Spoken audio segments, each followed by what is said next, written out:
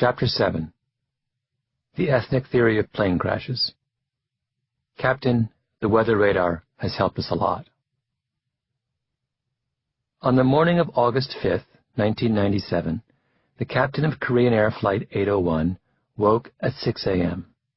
His family would later tell investigators that he went to the gym for an hour, then came home and studied the flight plan for that evening's journey to Guam. He napped and ate lunch. At 3 in the afternoon, he left for Seoul, departing early enough, his wife said, to continue his preparations at Gimpo International Airport. He had been a pilot with Korean Air for almost 4 years, after coming over from the Korean Air Force.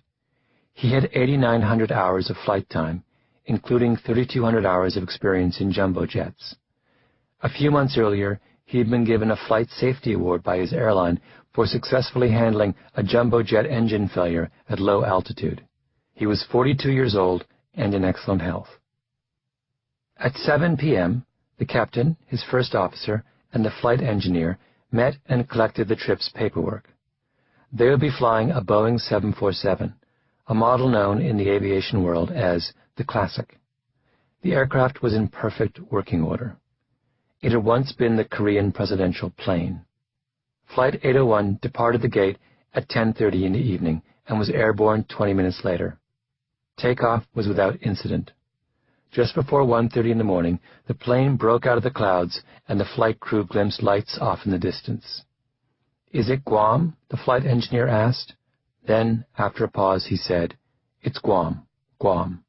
The captain chuckled. "Good." The first officer reported to air traffic control that the airplane was clear of Charlie Bravo, cumulonimbus clouds, and requested radar vectors for runway 6 left. The plane began its descent towards Guam Airport. They would make a visual approach, the captain said. He had flown into Guam Airport from Gimpo 8 times previously, most recently a month ago, and he knew the airport and the surrounding terrain well. The landing gear went down. The flaps were extended 10 degrees. At 1:41 and 48 seconds, the captain said, "Wiper on," and the flight engineer turned them on. It was raining. The first officer then said, "Not in sight?" He was looking for the runway. He couldn't see it. 1 second later, the ground proximity warning system called out in its electronic voice, 500 feet. The plane was 500 feet off the ground. But how could that be if they couldn't see the runway? 2 seconds passed. The flight engineer said, "Eh?" in an astonished tone of voice. At 1:42 and 19 seconds, the first officer said, "Let's make a missed approach," meaning, let's pull up and make a large circle and try the landing again. 1 second later, the flight engineer said, "Not in sight." The first officer added, "Not in sight, missed approach." At 1:42 and 22 seconds, the flight engineer said again, "Go around." At 1:42 and 23 seconds, the captain repeated, "Go around," but he was slow to pull the plane out of its descent. At 1:42 and 26 seconds, the plane hit the side of Nimitz Hill, a densely vegetated mountain 3 miles southwest of the airport. $60 million and 212,000 kilograms of steel slamming into rocky ground at 100 miles an hour. The plane skidded for 2,000 feet, severing an oil pipeline and snapping pine trees, before falling into a ravine and bursting into flames. By the time rescue workers reached the crash site, 228 of the 254 people on board were dead. 20 years before the crash of KAL 801, a Korean Air Boeing 707 wandered into Russian airspace and was shot down by a military jet over the Barents Sea. It was an accident, meaning the kind of rare and catastrophic event that, for the grace of God, could happen to any airline. It was investigated and analyzed. Lessons were learned. Reports were filed. Then, 2 years later, a Korean Air Boeing 747 crashed in Seoul. 2 accidents in 2 years is not a good sign. 3 years after that, the airline lost another 747 near Sakhalin Island in Russia, followed by a Boeing 707 that went down over the Andaman Sea in 1987, 2 more crashes in 1989 in Tripoli and Seoul, and then another in 1994 in Jeju, South Korea. To put that record in perspective, The loss rate for an airline like the American carrier United Airlines in the period 1988 to 1998 was 0.27 per million departures, which means that they lost a plane in an accident about once in every 4 million flights.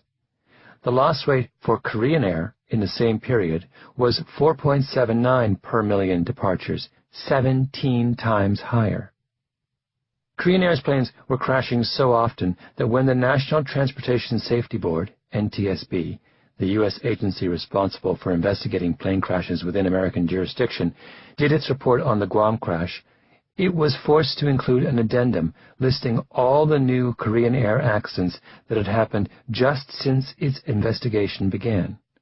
The Korean Air 747 that crash-landed at Kimpo in Seoul almost a year to the day after Guam, the jetliner that overran a runway at Korea's Ulsan airport 8 weeks after that, the Korean Air McDonnell Douglas that rammed into an embankment at Pohang Airport the following March, and then, a month after that, the Korean Air passenger jet that crashed in a residential area of Shanghai.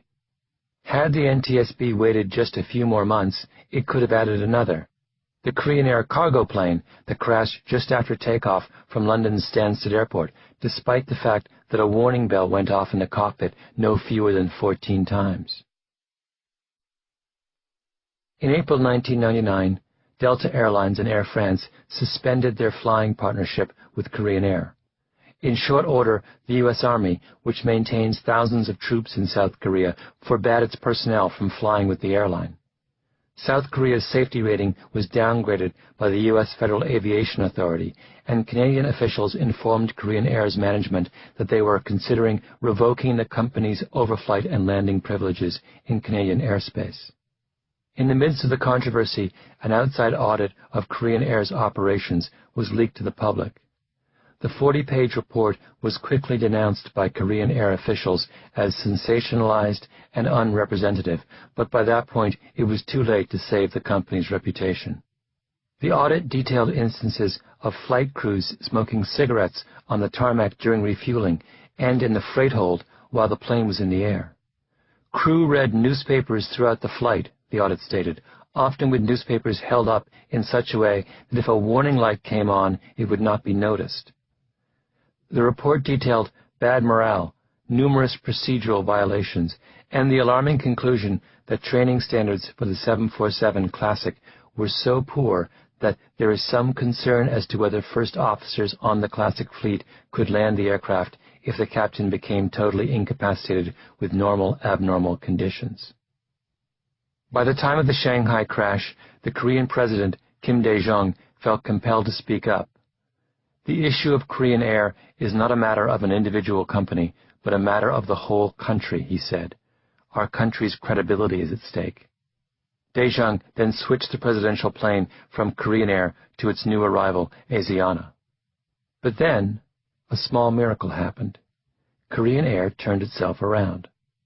Today, the airline is a member in good standing of the prestigious SkyTeam Alliance. Its safety record since 1999 is spotless. In 2006, Korean Air was given the Phoenix Award by Air Transport World in recognition of its transformation. Today, aviation experts will tell you that Korean Air is as safe as any airline in the world.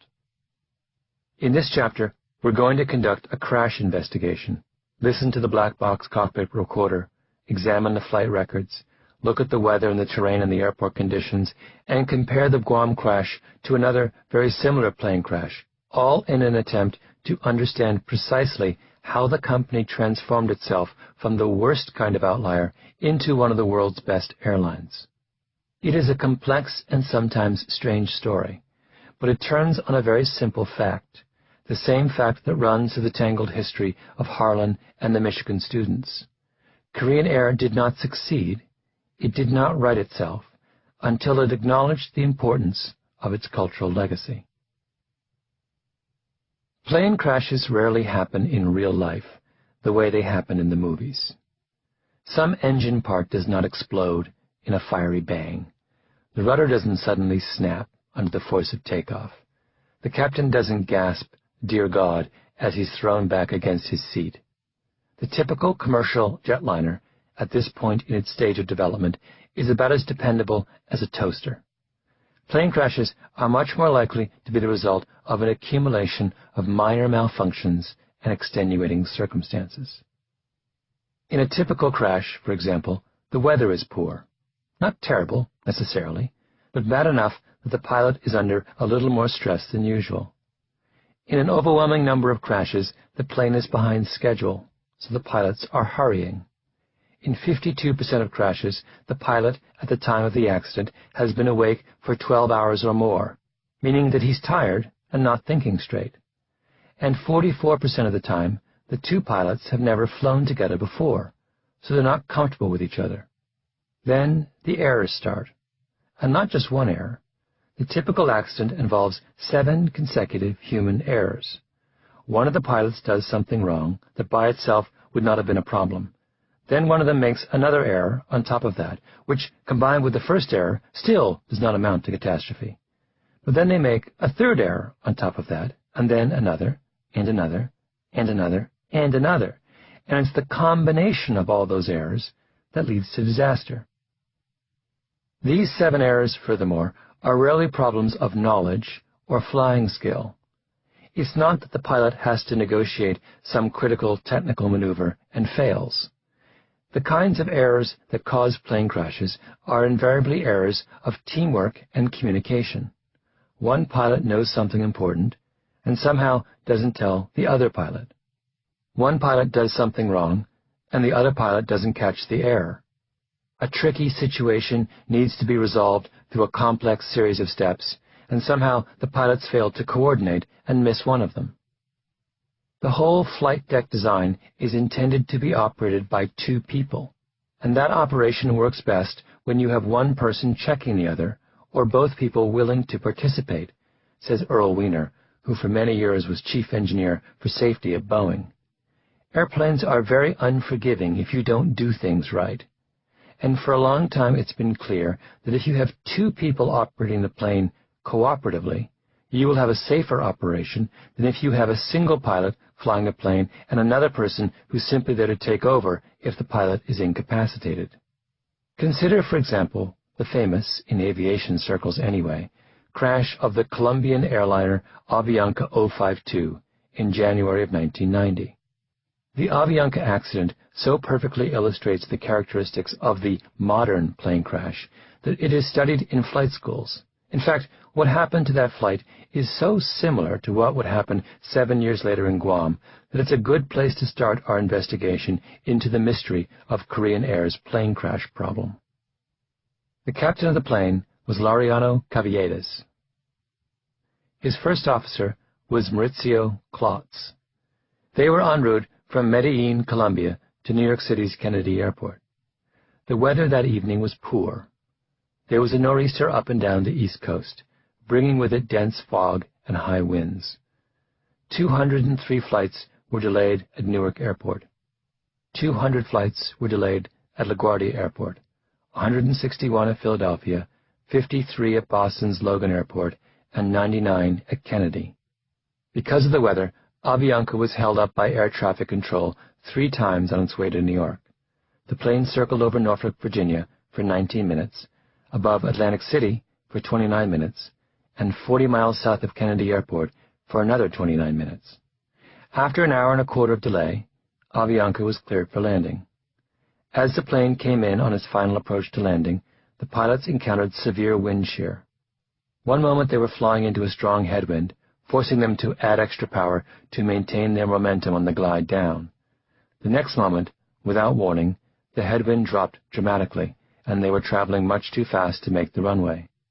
Typically, the plane would have been flying on autopilot in that situation, which reacts immediately and appropriately to wind shear.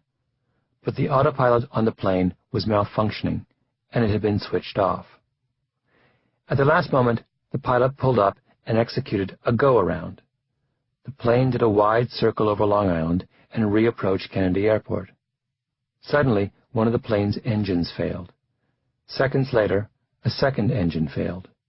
"Show me the runway," the pilot cried out, hoping desperately that he was close enough to Kennedy to somehow glide his crippled plane to a safe landing. But Kennedy was 16 miles away.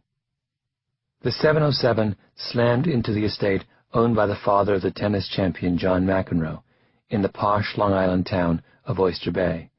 73 of the 158 passengers aboard died. It took less than a day for the cause of the crash to be determined. Fuel exhaustion. There was nothing wrong with the aircraft.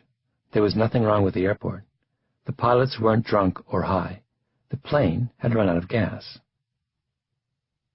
"It's a classic case," said Surin Ratwadi, a veteran pilot with Emirates Airlines, who has been involved for years in human factors research, which is the analysis of how human beings interact with complex systems like airplanes. Ratwadi is Sri Lankan, a lively man in his 40s who has been flying commercial jets his entire adult life. We were sitting in the lobby of the Sheraton Hotel in Manhattan. He had just landed an Emirates jumbo jet at Kennedy Airport after a long flight from Dubai. Ratwadi knew the Avianca case well. He began to tick off the typical crash preconditions: the nor'easter, the delayed flight, the minor technical malfunction with the autopilot, the 3 long holding patterns, when air traffic control required the plane to circle round and round, which meant not only 80 minutes of extra flying time, but extra flying at low altitudes, where a plane burns far more fuel than it does in the thin air high above the clouds. They were flying a 707, which is an older airplane and is very challenging to fly, Ratwadi said. That thing is a lot of work. The flight controls are not hydraulically powered. They are connected by a series of pulleys and pull rods to the physical metal surfaces of the airplane. You have to be quite strong to fly that airplane. You heave it around the sky. It's as much physical effort as rowing a boat. My current airplane I fly with my fingertips. I use a joystick. My instruments are huge. Theirs were the size of coffee cups. And his autopilot was gone. So the captain had to keep looking around these 9 instruments, each the size of a coffee cup, while his right hand was controlling the speed and his left hand was flying the airplane. He was maxed out. He had no resources left to do anything else. That's what happens when you're tired. Your decision-making skills erode. You start missing things that you would pick up on any other day. In the black box recovered from the crash site, Captain Kevietis, in the final hour of the flight, is heard to repeatedly ask for directions from ATC to be translated into Spanish, as if he no longer had the energy to make use of his English. On 9 occasions, he also asked for directions to be repeated. "Tell me things louder," he said, right near the end. "I'm not hearing them." When the plane was circling for 40 minutes just southeast of Kennedy, when everyone on the flight deck clearly knew they were running out of fuel, the pilot could easily have asked to land at Philadelphia, which was just 65 miles away. But he didn't. It was as if he had locked in on New York. On the aborted landing, the plane's ground proximity warning system went off no less than 15 times, telling the captain that he was bringing in the plane too low. He seemed oblivious. When he aborted the landing, he should have circled back around immediately, and didn't. He was exhausted. Through it all, the cockpit was filled with a heavy silence. Sitting next to Kevietis was his first officer, Maurizio Klotz, and in the flight recorder there were long stretches of nothing but rustling and engine noise. It was Klotz's responsibility to conduct all communication with ATC, which meant that his role that night was absolutely critical. But his behavior was oddly passive. It wasn't until the 3rd holding pattern southwest of Kennedy Airport that Klotz told ATC that he didn't think the plane had enough fuel to reach an alternate airport. The next thing the crew heard from ATC was, "Just stand by," and, following that, "Clear to the Kennedy Airport." Investigators later surmised that the Avianca pilots must have assumed that ATC was jumping them to the head of the queue, in front of the dozens of other planes circling Kennedy. In fact, they weren't. They were just being added to the end of the line. It was a crucial misunderstanding upon which the fate of the plane would ultimately rest. But did the pilots raise the issue again, looking for clarification? No, nor did they bring up the issue of fuel again for another 38 minutes. To Ratwadi, the silence in the cockpit made no sense. And as a way of explaining why, Ratwadi began to talk about what had happened to him that morning, on the way over from Dubai. "We had this lady in the back," he said. "We reckoned she was having a stroke, seizing, vomiting, in bad shape. She was an Indian lady whose daughter lives in the States. Her husband spoke no English, no Hindi, only Punjabi. No one could communicate with him. He looked like he had just walked off a village in the Punjab, and they had absolutely no money. I was actually over Moscow when it happened, but I knew we couldn't go to Moscow. I didn't know what would happen to these people if we did. I said to the first officer, "You fly the plane. We have to go to Helsinki." The immediate problem Ratwadi faced is that they were less than halfway through a very long flight, which meant that they had far more fuel in their tanks than they usually do when it comes time to land. "We were 60 tons over maximum landing weight," he said, "so now I had to make a choice. I could dump the fuel, but countries hate it when you dump fuel. It's messy stuff, and they would have rather be somewhere over the Baltic Sea, and it would have taken me 40 minutes, and the lady probably would have died. So I decided to land anyway. My choice." That meant the plane was landing heavy. They couldn't use the automated landing system because it wasn't set up to handle a plane with that much weight. "At that stage, I took over the controls," Ratwadi went on. "I had to ensure that the airplane touched down very softly. Otherwise, there would have been a risk of structural damage. It could have been a real mess. There are also performance issues with landing heavy. If you clear the runway and have to go around, you may not have enough thrust to climb back up. It was a lot of work. You're juggling a lot of balls. You've got to get it right. Because it was a long flight, there were 2 other pilots, so I got them up and they got involved in doing everything as well. We had 4 people up there, which really helped in coordinating everything. I'd never been to Helsinki before. I had no idea how the airport was, no idea whether the runways were long enough. I had to find an approach, figure out if we could land there, figure out the performance parameters, and tell the company what we were doing. At one point, I was talking to 3 different people. Talking to Dubai, talking to Medlink, which is a service in Arizona where they put a doctor on call, and I was talking to the 2 doctors who were attending to the lady in the back. It was non-stop for 40 minutes. "We were lucky the weather was very good in Helsinki," he continued. "Trying to do an approach in bad weather, plus a heavy plane, plus an unfamiliar airport, that's not good. Because it was Finland, a first-world country, they were very well set up, very flexible. I said to them, 'I'm heavy. I would like to land into the wind. You want to slow yourself down in that situation.' They said, 'No problem.' They landed us in the opposite direction than they normally use. We came in over the city, which they usually avoid for noise reasons." Think about what was required of Ratwadi. He had to be a good pilot. That much goes without saying. He had to have the technical skill to land heavy. But almost everything else that Ratwadi did that made that emergency landing a success fell outside the strict definition of piloting skills. He had to weigh the risk of damaging his plane against the risk to the woman's life, and then, once that choice was made, he had to think through the implications for the sick passenger in the back of Helsinki versus Moscow. He had to educate himself, quickly, on the parameters of an airport he had never seen before. Could it handle one of the biggest jets in the sky at 60 tons over its normal landing weight? But most of all, he had to talk to the passengers, to the doctors, to his co-pilot, to the second crew he woke up from their nap, to his superiors back home in Dubai, to ATC at Helsinki. It's safe to say that in the 40 minutes that passed between the passenger's stroke and the landing in Helsinki, there was no more than a handful of seconds of silence in the cockpit. What was required of Ratwadi was that he communicate, and not just communicate in the sense of issuing commands, but communicate in the sense of encouraging and cajoling and calming and negotiating and sharing information in the clearest and most transparent manner possible.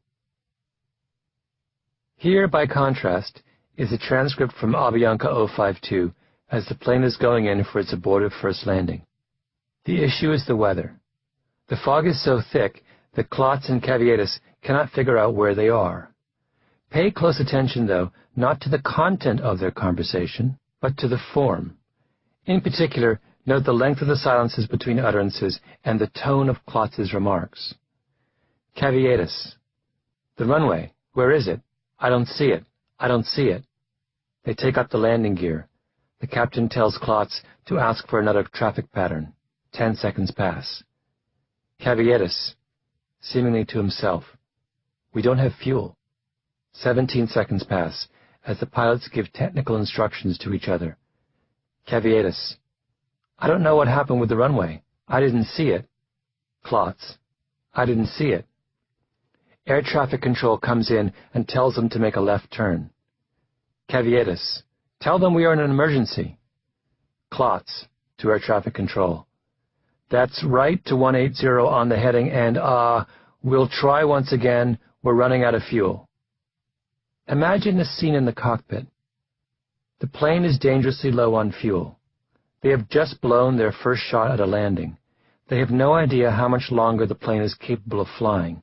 The captain is desperate. Tell them we are in an emergency. And what does Klotz say? That's right to 180 on the heading and, we'll try once again. We're running out of fuel. To begin with, the phrase running out of fuel has no meaning in air traffic control terminology. All planes, as they approach their destination, are by definition running out of fuel.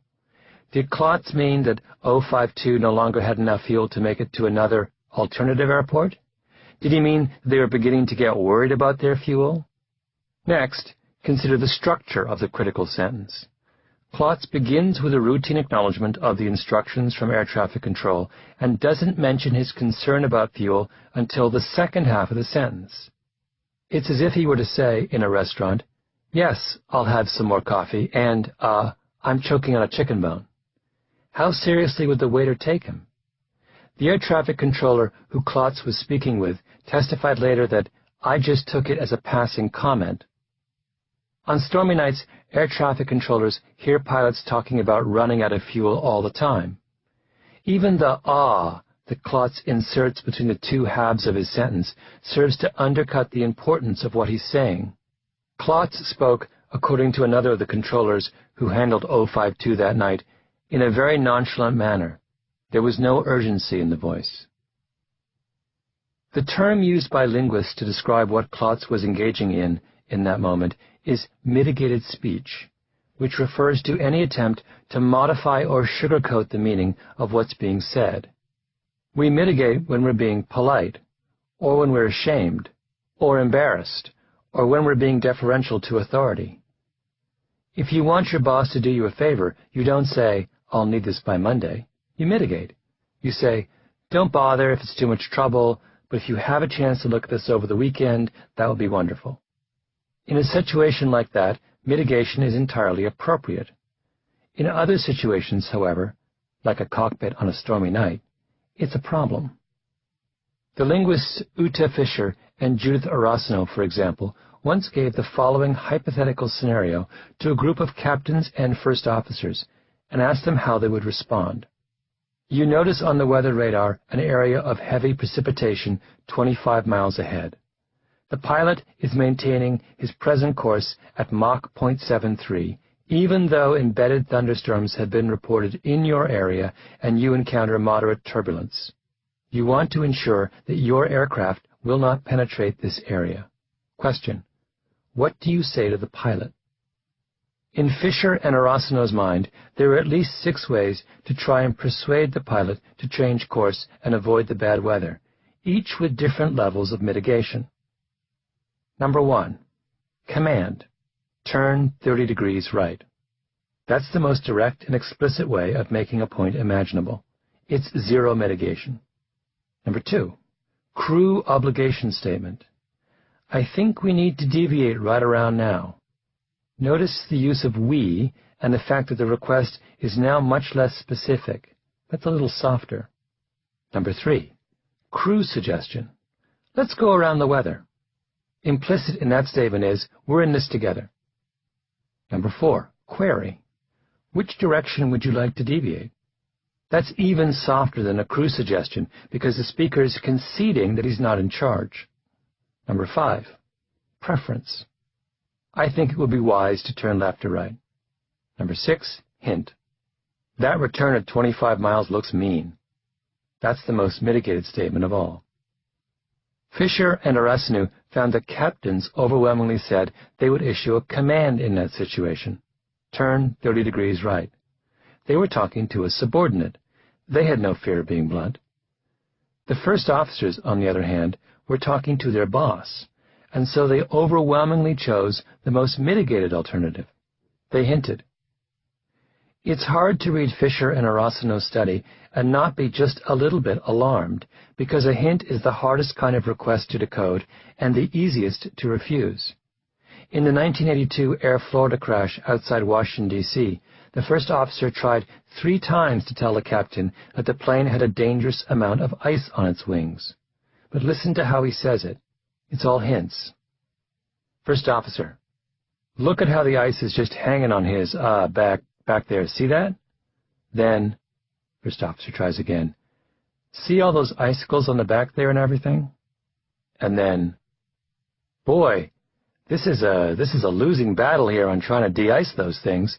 It gives you a false feeling of security. That's all that does. Finally, as they get clearance for takeoff, the first officer upgrades 2 notches to a crew suggestion. Let's check those wing tops again, since we've been sitting here a while. Captain: I think we get to go here in a minute. The last thing the first officer says to the captain, just before the plane plunges into the Potomac River, is not a hint, a suggestion, or a command. It's a simple statement of fact. And this time, the captain agrees with him. First officer: Larry, we're going down, Larry. Captain: I know it.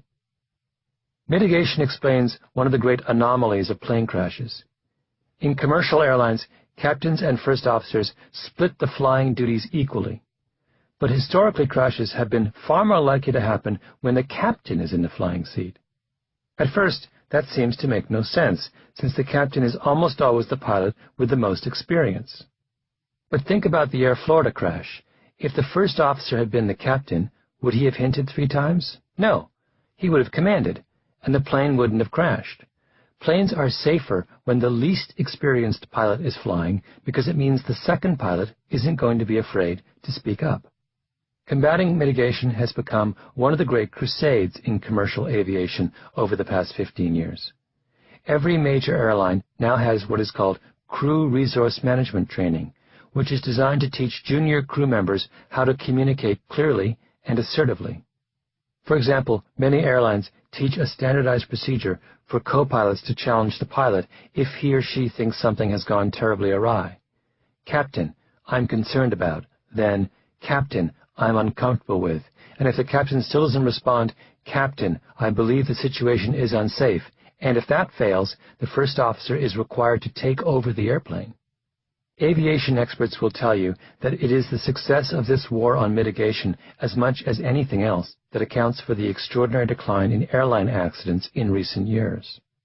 On a very simple level, one of the things we insist upon at Emirates is that the first officer and the captain call each other by their first names, Ratwadi said. We think that helps. It's just harder to say, Captain, you're doing something wrong, than to use a name. Ratwadi took mitigation very seriously. You couldn't be a student of the Avianca crash and not feel that way. He went on, one thing I personally try to do is, I try to put myself a little down. I say to my co-pilots, I don't fly very often. 3 or 4 times a month, you fly a lot more. If you see me doing something stupid, it's because I don't fly very often. So tell me, help me out. Hopefully, that helps them speak up. Back to the cockpit of Avianca 052. The plane is now turning away from Kennedy, after the aborted first attempt at landing. Klotz has just been on the radio with air traffic control, trying to figure out when they can land again. Kavietis turns to him. Kavietis: what did he say? Klotz: I already advised him that we are going to attempt again because now we can't. 4 seconds of silence pass. Kavietis: advise him we are in emergency. 4 more seconds of silence pass. The captain tries again. Did you tell him? Klotz: yes, sir. I already advised him. Klotz starts talking to air traffic control, going over routine details. 150 maintaining 2000 Avianca 052 heavy. The captain is clearly at the edge of panic. Kavietis: advise him we don't have fuel. Klotz gets back on the radio with air traffic control. Climb and maintain 3000 and, we're running out of fuel, sir. There it is again.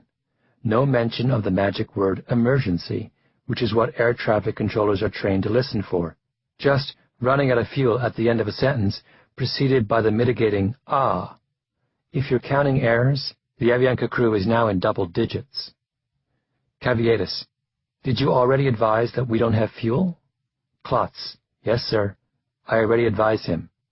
Caveatus. Bueno.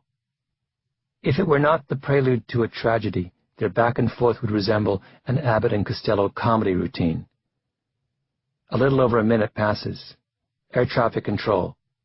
And Avianca 052 Heavy, I'm going to bring you about 15 miles northeast and then turn you back onto the approach. Is that okay with you and your fuel? Klotz. I guess so. Thank you very much. I guess so? Thank you very much? They're about to crash. One of the flight attendants enters the cockpit to find out how serious the situation is. The flight engineer points to the empty fuel gauge and makes a throat-cutting gesture with his finger. But he says nothing. Nor does anyone else for the next 5 minutes. There's radio chatter and routine business, and then the flight engineer cries out, "Flame out on engine number 4. Caveatus says, "Show me the runway," but the runway is 16 miles away. 36 seconds of silence pass. The plane's air traffic controller calls out one last time. You have enough fuel to make it to the airport?" The transcript ends. The thing you have to understand about that crash, Ratwadi said, is that New York air traffic controllers are famous for being rude, aggressive, and bullying. They are also very good. They handle a phenomenal amount of traffic in a very constrained environment. There's a famous story about a pilot who got lost trafficking around JFK. You have no idea how easy it is to do that at JFK once you're on the ground. It's a maze. Anyway, a female controller got mad at him and said, "Stop. Don't do anything. Do not talk to me until I talk to you." And she just left him there. Finally, the pilot picks up the microphone and says, "Madam, was I married to you in a former life?" They are unbelievable. The way they look at it, it's, "I'm in control, shut up and do what I say." They will snap at you. And if you don't like what they tell you to do, you have to snap back. And then they'll say, "All right then." But if you don't, they'll railroad you. I remember a British Airways flight was going into New York. They were being stuffed around by New York Air Traffic Control. The British pilot said, "You people should go to Heathrow and learn how to control an airplane." It's all in the spirit. If you're not used to that sort of give and take, New York Air Traffic Control can be very, very intimidating. And those Avianca guys were just intimidated by the rapid fire. It was impossible to imagine Ratwadi not making his case to Kennedy Air Traffic Control, not because he was obnoxious or pushy or had an enormous ego, but because he saw the world differently. If he needed help in the cockpit, he would wake up the second crew. If he thought Moscow was wrong, well, he would just go to Helsinki. And if Helsinki was going to bring him in with the wind, well, he was going to talk them into bringing him in against the wind. That morning, when they were leaving Helsinki, he had lined up the plane on the wrong runway, and his first officer had quickly pointed out the error. The memory made Ratwadi laugh. Masse is Swiss. He was very happy to correct me. He was giving me shit the whole way back. Ratwadi continued, "All the guy had to do was tell the controller, 'We don't have the fuel to comply with what you are trying to do.' All they had to do was say, 'We can't do that. We have to land in the next 10 minutes.' They weren't able to put that across to the controller." It was clear that Ratwadi was speaking carefully, because he was making the kind of cultural generalization that often leaves us uncomfortable. But what happened with Avianca was just so strange, so inexplicable, that it demanded a more complete explanation than simply that Klotz was incompetent and the captain was tired. There was something more profound, more structural going on in that cockpit. What if there was something about the pilots being Colombian that led to that crash? Look, no American pilot would put up with that. That's the thing, Ratwadi said. They would just say, "Listen, buddy, I have to land." In the 1960s and 1970s, the Dutch psychologist Gert Hofstede was working for the Human Resources Department of IBM's European headquarters. Hofstede's job was to travel the globe, interviewing employees, asking questions about things like how people solve problems and how they work together, and what their attitudes were to authority. The questionnaires were long and involved, and over time Hofstede was able to develop an enormous database for analyzing the ways in which cultures differ from one another. Today, Hofstede's dimensions are one of the most widely used paradigms in cross-cultural psychology. Hofstede argued, for example, that cultures can be usefully distinguished according to how much they expect individuals to look after themselves. He called that the individualism-collectivism scale. The country that scores the highest on the individualism end of that scale is the United States. Not surprisingly, the United States is also the only industrialized country in the world that does not provide its citizens with universal health care. At the opposite end of that scale is Guatemala. Another of Hofstede's dimensions is uncertainty avoidance. How well does a culture tolerate ambiguity? Here are the top 5 uncertainty avoidance countries according to Hofstede's database. That is, the countries most reliant on rules and plans and most likely to stick to procedure regardless of circumstances. Number 1, Greece. Number 2, Portugal. Number 3, Guatemala. Number 4, Uruguay. Number 5, Belgium. The bottom 5, that is, the cultures best able to tolerate ambiguity, are number 49, Hong Kong. Number 50, Sweden. Number 51, Denmark. Number 52, Jamaica. Number 53, Singapore. It is important to note that Hofstede wasn't suggesting that there was a right place or a wrong place to be on any one of those scales. Nor was he saying that a culture's position on one of his dimensions was an ironclad predictor of how someone from that country behaves. It's not impossible, for example, for someone from Guatemala to be highly individualistic. What he was saying instead was something very similar to what Nisbet and Cohen argued after their hallway studies at the University of Michigan. Each of us has his or her own distinctive personality, but overlaid on top of that are tendencies and assumptions and reflexes handed down to us by the history of the community we grew up in, and these differences are extraordinarily specific. Belgium and Denmark are only an hour or so apart by airplane, for example. Danes look a lot like Belgians, and if I dropped you on a street corner in Copenhagen, it wouldn't look all that different from a street corner in Brussels. But when it comes to uncertainty avoidance, they could not be farther apart. In fact, Danes have more in common with Jamaicans when it comes to tolerating ambiguity than they do with some of their European peers.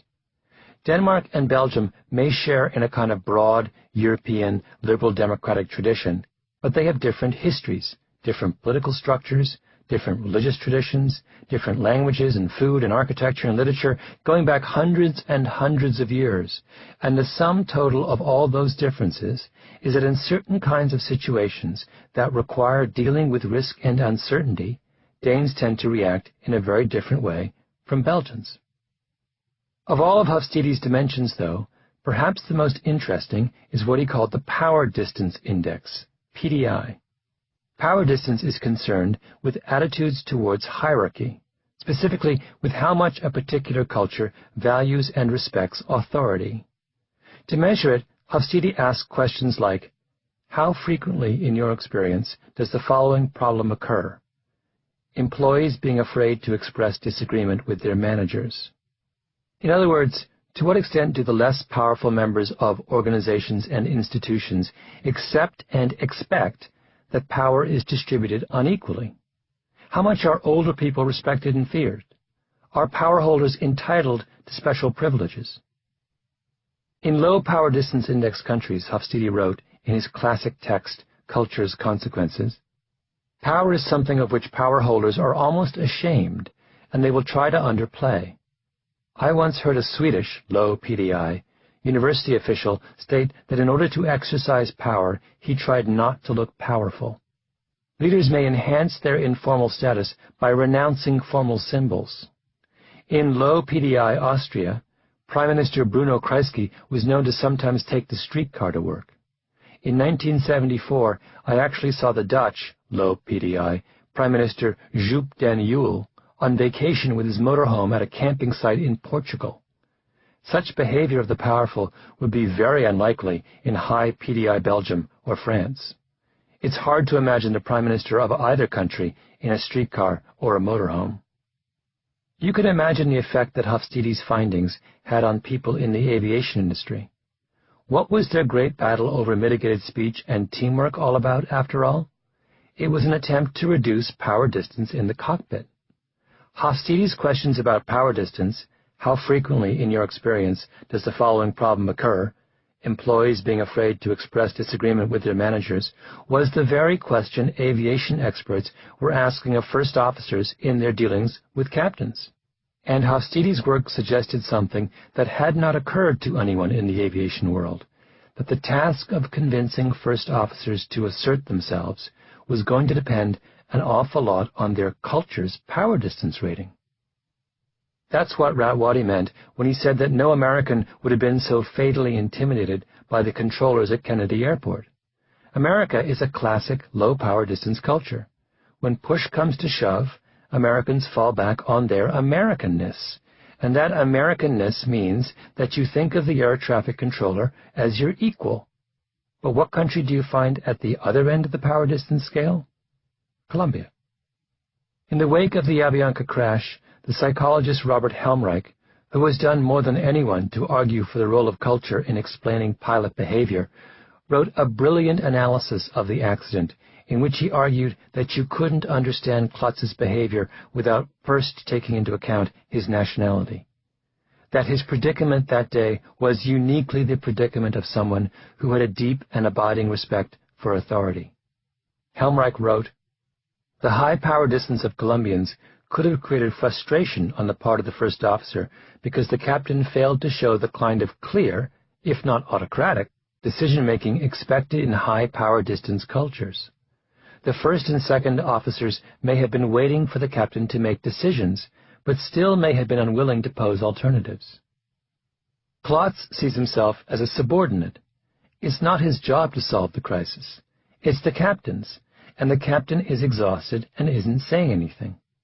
Then there's the domineering Kennedy Airport air traffic controllers ordering the planes around. Klotz is trying to tell him that he's in trouble. But he's using his own cultural language, speaking as a subordinate would to a superior. The controllers, though, aren't Colombian. They're low-power distance New Yorkers. They don't see any hierarchical gap between themselves and the pilots in the air, and to them, mitigated speech from a pilot doesn't mean the speaker is being appropriately deferential to a superior. It means that the pilot doesn't have a problem. There is a point in the transcript where the cultural miscommunication between the controllers and Klotz becomes so evident that it is almost painful to read. It's the last exchange between Avianca and the control tower, just minutes before the crash. Klotz has just said, "I guess so, thank you very much," in response to the controller's question about their fuel state. Captain Caviedes then turns to Klotz. Caviedes. What did he say? Klotz. The guy is angry. Angry? Klotz's feelings are hurt. His plane is moments from disaster, but he cannot escape the dynamic dictated to him by his culture, in which subordinates must respect the dictates of their superiors. In his mind, he has tried and failed to communicate his plight, and his only conclusion is that he must have somehow offended his superiors in the control tower. In the aftermath of the Kennedy crash, the management of Avianca Airlines held a post-mortem.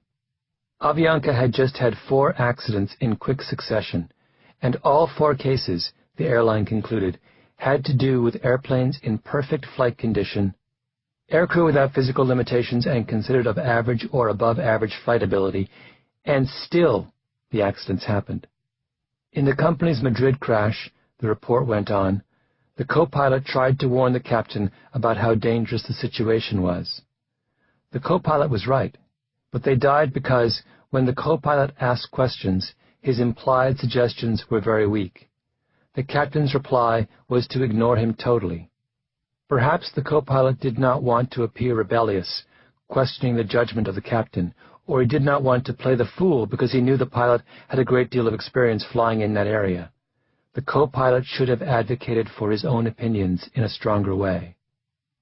Our ability to succeed at what we do is powerfully bound up in where we're from, and being a good pilot and coming from a high power distance culture is a difficult mix. Columbia by no means has the highest PDI of all, by the way.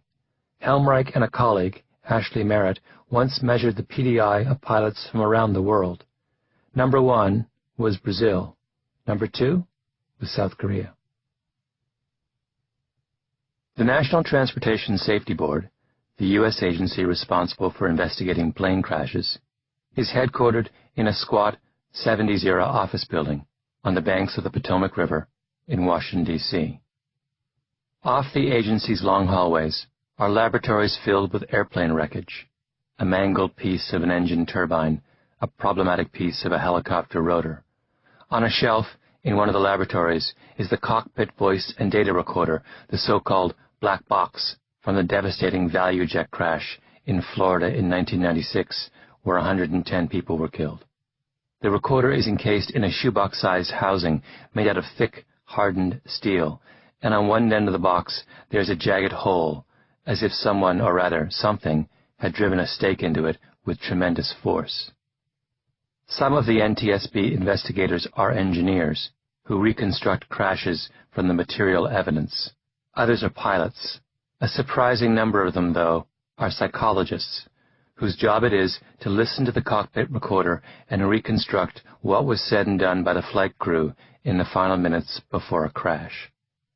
One of the NTSB's leading black box specialists is a gangly 50-ish PhD psychologist named Malcolm Brenner, and Brenner was one of the investigators on the Korean air crash in Guam. Normally that approach into Guam is not difficult, Brenner began. Guam Airport had what is called a glide scope, which is like a giant beam of light stretching up into the sky from the airport, and the pilot simply follows the beam all the way down to the runway. But on this particular night, the glide scope was down. It was out of service, Brenner said. It had been sent to another island to be repaired, so there was a notice to airmen that the glide scope was not operating. In the grand scheme of things, this should not have been a big problem. In the month the glide scope had been under repair, there had been something like 1,500 safe landings at Guam Airport. It was a small thing, an inconvenience really, that made the task of landing a plane just a little bit more difficult.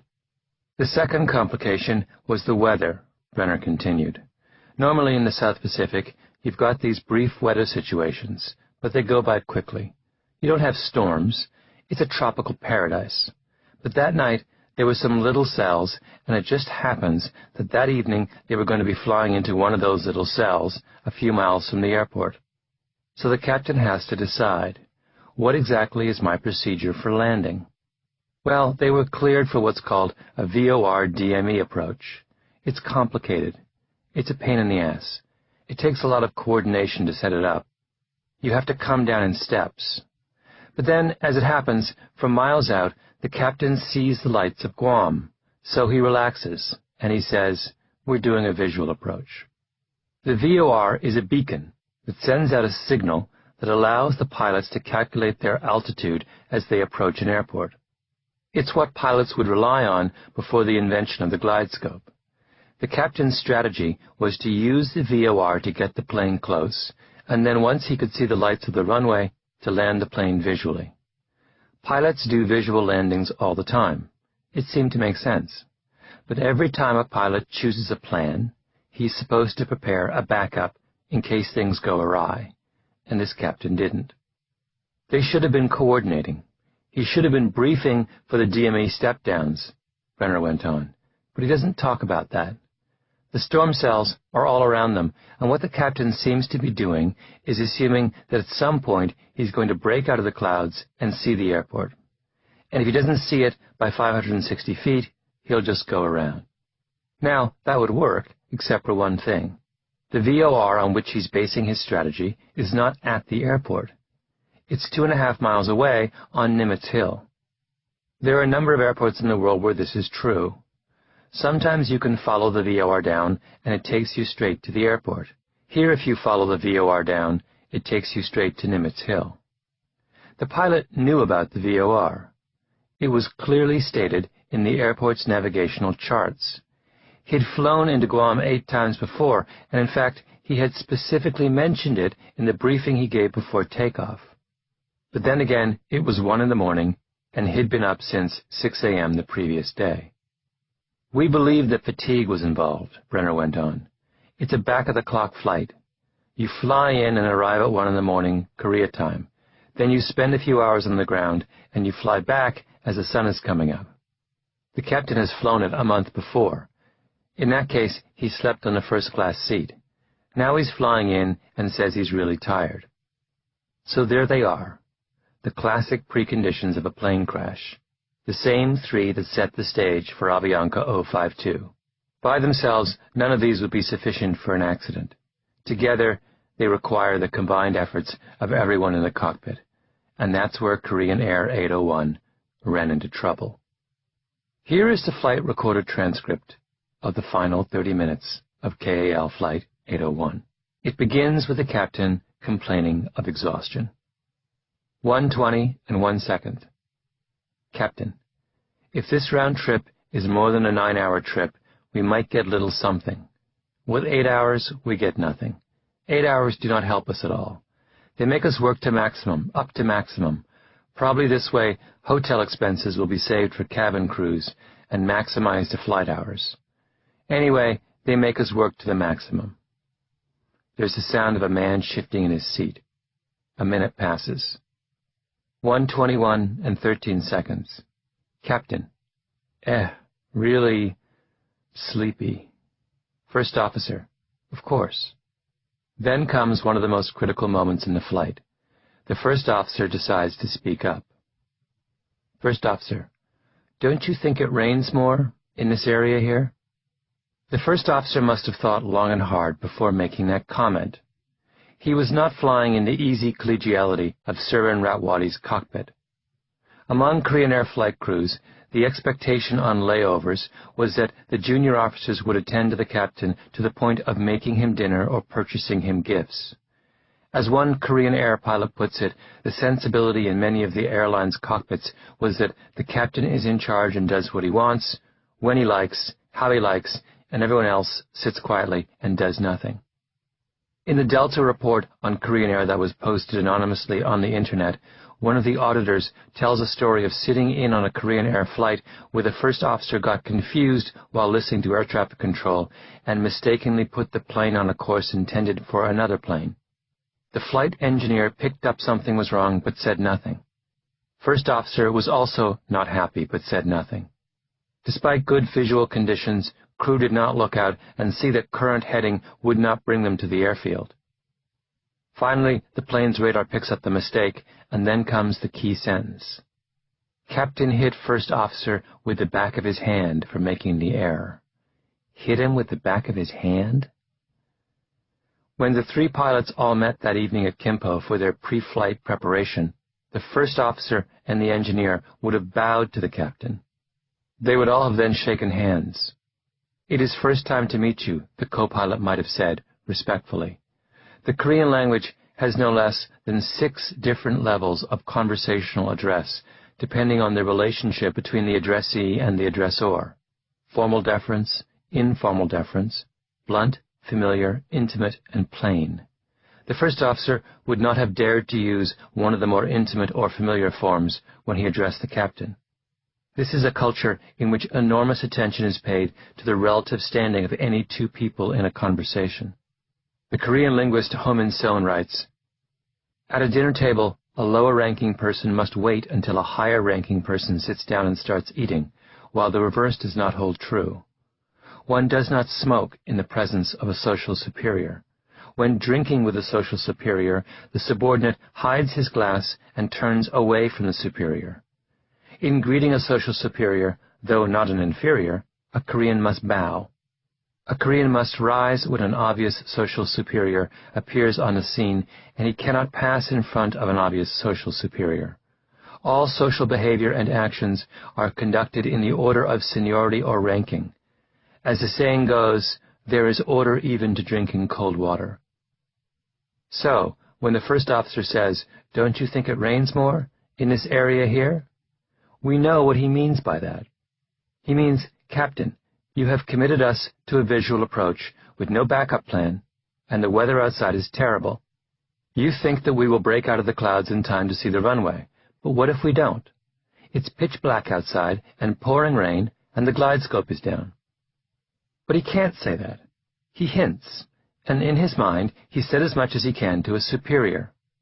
The first officer will not mention the weather again.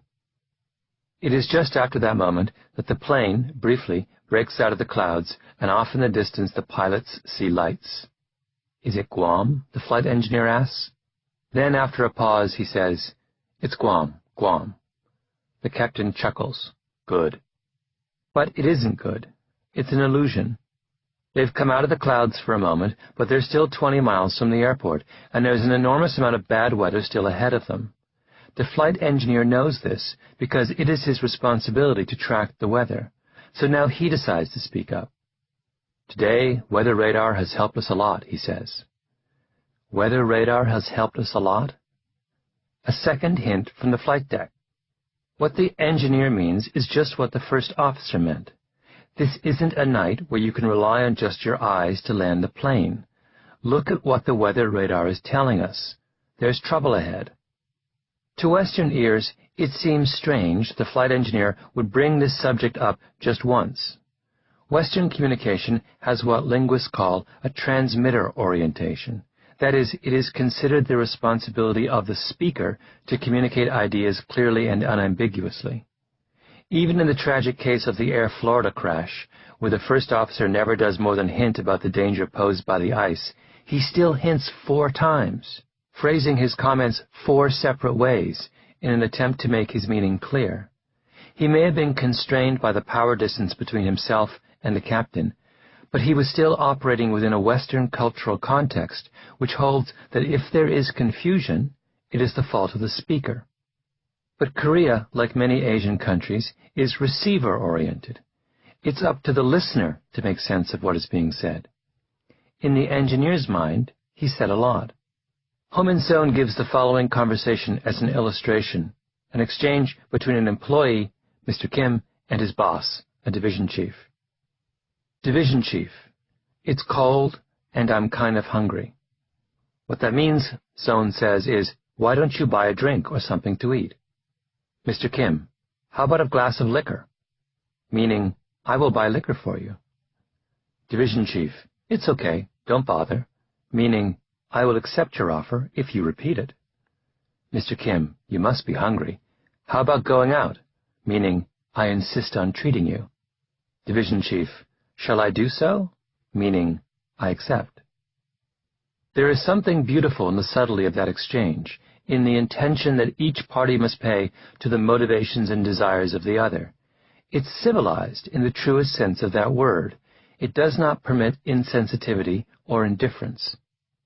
But high-power distance communication only works when the listener is capable of paying close attention, and it only works if the 2 parties in a conversation have the luxury of time in order to unwind each other's meanings. It doesn't work in a cockpit on a stormy night with an exhausted pilot trying to land at an airport with a broken glidescope. In 2000, Korean Air finally acted, bringing in an outsider from Delta Airlines, David Greenberg, to run their flight operations. Greenberg's first step was something that would make no sense if you did not understand the true roots of Korean Air's problems. He evaluated the English language skills of all the airline's flight crews. Some of them were fine, and some of them weren't, he remembers. So he set up a program to assist and improve the proficiency of aviation English. His second step was to bring in a Western firm, a subsidiary of Boeing called Altion, to take over the company's training and instruction programs. Altion conducted their training in English, Greenberg said. They didn't speak Korean. Greenberg's rule was simple. The new language of Korean Air was English, and if you wanted to remain a pilot at the company, you had to be fluent. This was not a purge, he said. Everyone had the same opportunity. And those who found the language issue challenging were allowed to go out and study on their own nickel. But language was the filter. I can't recall that anyone was fired for flying proficiency shortcomings. Greenberg's rationale was that English was the language of the aviation world. When the pilots sat in the cockpit and worked their way through the written checklists that flight crews follow on every significant point of procedure, those checklists were in English. When they talked to air traffic control anywhere in the world, those conversations would be in English. If you are trying to land at JFK at rush hour, there is no nonverbal communication, Greenberg says. It's people talking to people, so you need to be darn sure you understand what's going on. You can say that two Koreans side by side don't need to speak English, but if they are arguing about what the guys outside said in English, then language is important. Greenberg wanted to give his pilots an alternate identity. Their problem was that they were trapped in roles dictated by the heavy weight of their country's cultural legacy. They needed an opportunity to step outside those roles when they sat in the cockpit, and language was the key to that transformation. In English, they would be free of the sharply defined gradients of Korean hierarchy: formal deference, informal deference, blunt, familiar, intimate, and plain.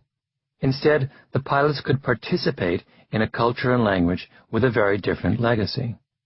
The critical part of Greenberg's reform, however, is what he didn't do. He didn't throw up his hands in despair. He didn't fire all of his Korean pilots and start again with pilots from a low-power distance culture. He knew that cultural legacies matter, that they are powerful and pervasive, and that they persist long after their original usefulness has passed. But he didn't assume that legacies are an indelible part of how we are. He believed that if the Koreans were honest about where they came from and were willing to confront those aspects of their heritage that did not suit the aviation world, they could change. He offered his pilots what everyone from hockey players to software tycoons to takeover lawyers has been offered on the way to success, which is an opportunity to transform their relationship to their work. After leaving Korean Air, Greenberg helped start up a freight airline called Cargo 360, and he took a number of Korean pilots with him. They were all flight engineers, who had been number 3 after the captain and first officer in the strict hierarchy of the original Korean Air. These were guys who had performed in the old environment at Korean Air for as much as 15 to 18 years. They had accepted that subservient role, Greenberg said. They had been at the bottom of the ladder. We retrained them and put them with Western crew, and they've been a great success. They all changed their style. They take initiative. They pull their share of the load. They don't wait for someone to direct them. These are senior people in their 50s with a long history in one context who have been retrained and are now successful doing their job in a Western cockpit. We took them out of their culture and renormed them.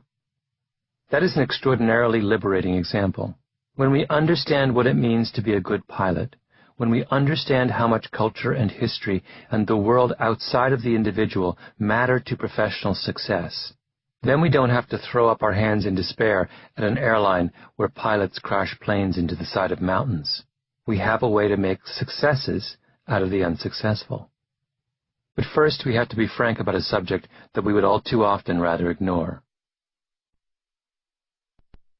In 1994, when Boeing first published safety data showing a clear correlation between a country's plane crashes and its score on Hofstede's dimensions, the company's researchers practically tied themselves in knots, trying not to draw a fence.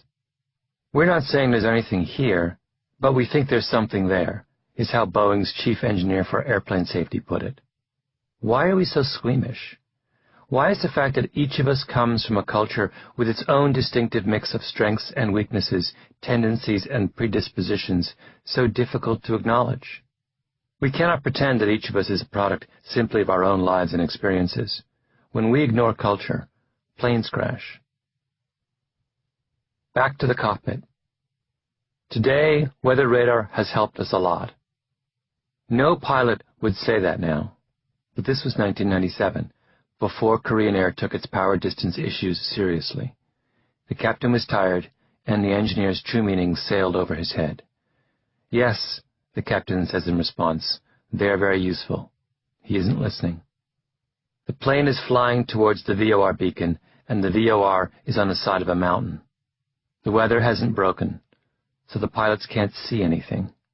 The captain puts the landing gear down and extends the flaps. At 1:41 and 48 seconds, the captain says, "Wiper on," and the flight engineer turns them on.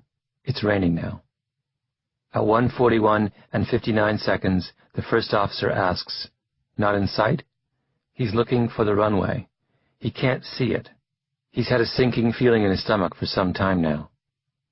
1 second later, the ground proximity warning system calls out in its toneless electronic voice, 500 feet.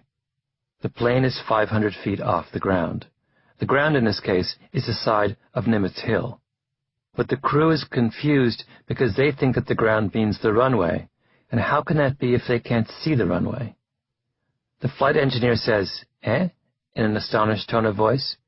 You can imagine them all thinking, furiously, trying to square their assumption of where the plane is with what their instruments are telling them. At 1:42 and 19 seconds, the first officer says, "Let's make a missed approach." He has finally upgraded from a hint to a crew obligation. He wants to abort the landing.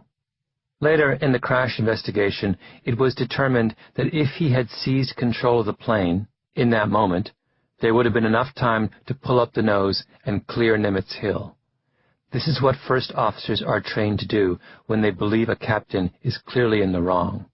But it is one thing to learn that in a classroom, and quite another to actually do it, in the air, with someone who might rap you with the back of his hand if you make a mistake. 1:42 and 20 seconds. Flight engineer. Not in sight. Finally, with disaster staring them in the face, the first officer and the engineer speak up. They want the captain to go around, to pull up and start the landing over again. But it's too late. 1:42 and 21 seconds. First officer. Not in sight. Missed approach. 1:42 and 22 seconds. Flight engineer. Go around. 1:42 and 23 seconds. Captain. Go around. 1:42 and 24 seconds. Ground proximity warning. GPW. 100 feet. 1:42 and 24 seconds and 84 100ths. GPW. 50. GPW. 40. GPW. 30. GPW. 20. 1:42 25 seconds and 78 100ths. Sound of initial impact. 1:42 28 seconds and 65 100ths. Sound of tone. 1:42 28 seconds and 91 100ths. Sound of groans. 1:42 and 30 seconds and 54 100ths. Sound of tone. End of recording. Chapter 8. Rice Paddies and Math Tests. No one who can rise before dawn, 360 days a year, fails to make his family rich.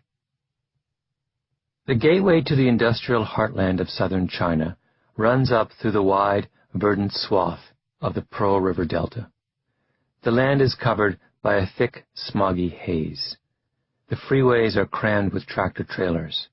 Power lines crisscross the landscape. Factories making cameras, computers, watches, and umbrellas and T-shirts stand cheek by jowl with densely packed blocks of apartment buildings and fields of banana and mango trees, sugarcane, papaya, and pineapple destined for the export market. A generation ago, the skies would have been clear and the road would have been a 2-lane highway. And a generation before that, all you would have seen would have been rice paddies. 2 hours in, at the headwaters of the Pearl River, lies the city of Guangzhou, and past Guangzhou, remnants of the old China are easier to find. The countryside becomes breathtakingly beautiful, rolling hills dotted with outcroppings of limestone rock against the backdrop of the Nanling Mountains. Here and there are the traditional khaki-colored mud brick huts of the Chinese peasantry. In the small towns, there are open-air markets, chicken and geese in elaborate bamboo baskets, vegetables laid out in rows on the ground, slabs of pork on tables, tobacco being sold in big clumps. And everywhere there is rice, miles upon miles of it. In the winter season, the paddies are dry and dotted with the stubble of the previous year's crop. After planting in early spring, as the humid winds begin to blow, they turn a magical green, and by the time of the first harvest, as the grains emerge on the ends of the rice shoots, the land becomes an unending sea of yellow. Rice has been cultivated in China for thousands of years. It was from China that the techniques of rice cultivation spread throughout East Asia, Japan, Korea, Singapore, and Taiwan. Year in, year out, as far back as history is recorded, farmers from across Asia have engaged in the same relentless, intricate pattern of agriculture. Rice paddies are built, not opened up in the way a wheat field is. You don't just clear the trees, underbrush, and stones and then plow. Rice fields are carved into mountainsides in an elaborate series of terraces, or painstakingly constructed from marshland and river plains. A rice paddy has to be irrigated, so an elaborate series of dikes have to be built around the field. Channels must be dug from the nearest water source, and gates built into the dikes so the water flow can be adjusted precisely to cover the right amount of the plant. The paddy itself, meanwhile, has to have a hard clay floor, otherwise the water will simply seep into the ground. But of course you can't plant rice seedlings in hard clay, so on top of the clay there has to be a thick, soft layer of mud. And the clay pan, as it's called, has to be carefully engineered so that it will drain properly, and also keep the plants submerged at the optimal level. Rice has to be fertilized repeatedly, which is another art. Traditionally, farmers used night soil, human manure, and a combination of burned compost, river mud, bean cake, and hemp, used carefully, because too much fertilizer, or the right amount applied at the wrong time, can be as bad as too little. When the time came to plant, a Chinese farmer would have hundreds of different varieties to choose from, each of which offered a slightly different trade-off between yield and, say, how quickly it grew, or how well it did in times of drought, or how it fared in poor soils. A farmer might plant a dozen or more different varieties at one time, adjusting the mix from season to season in order to manage the risk of a crop failure.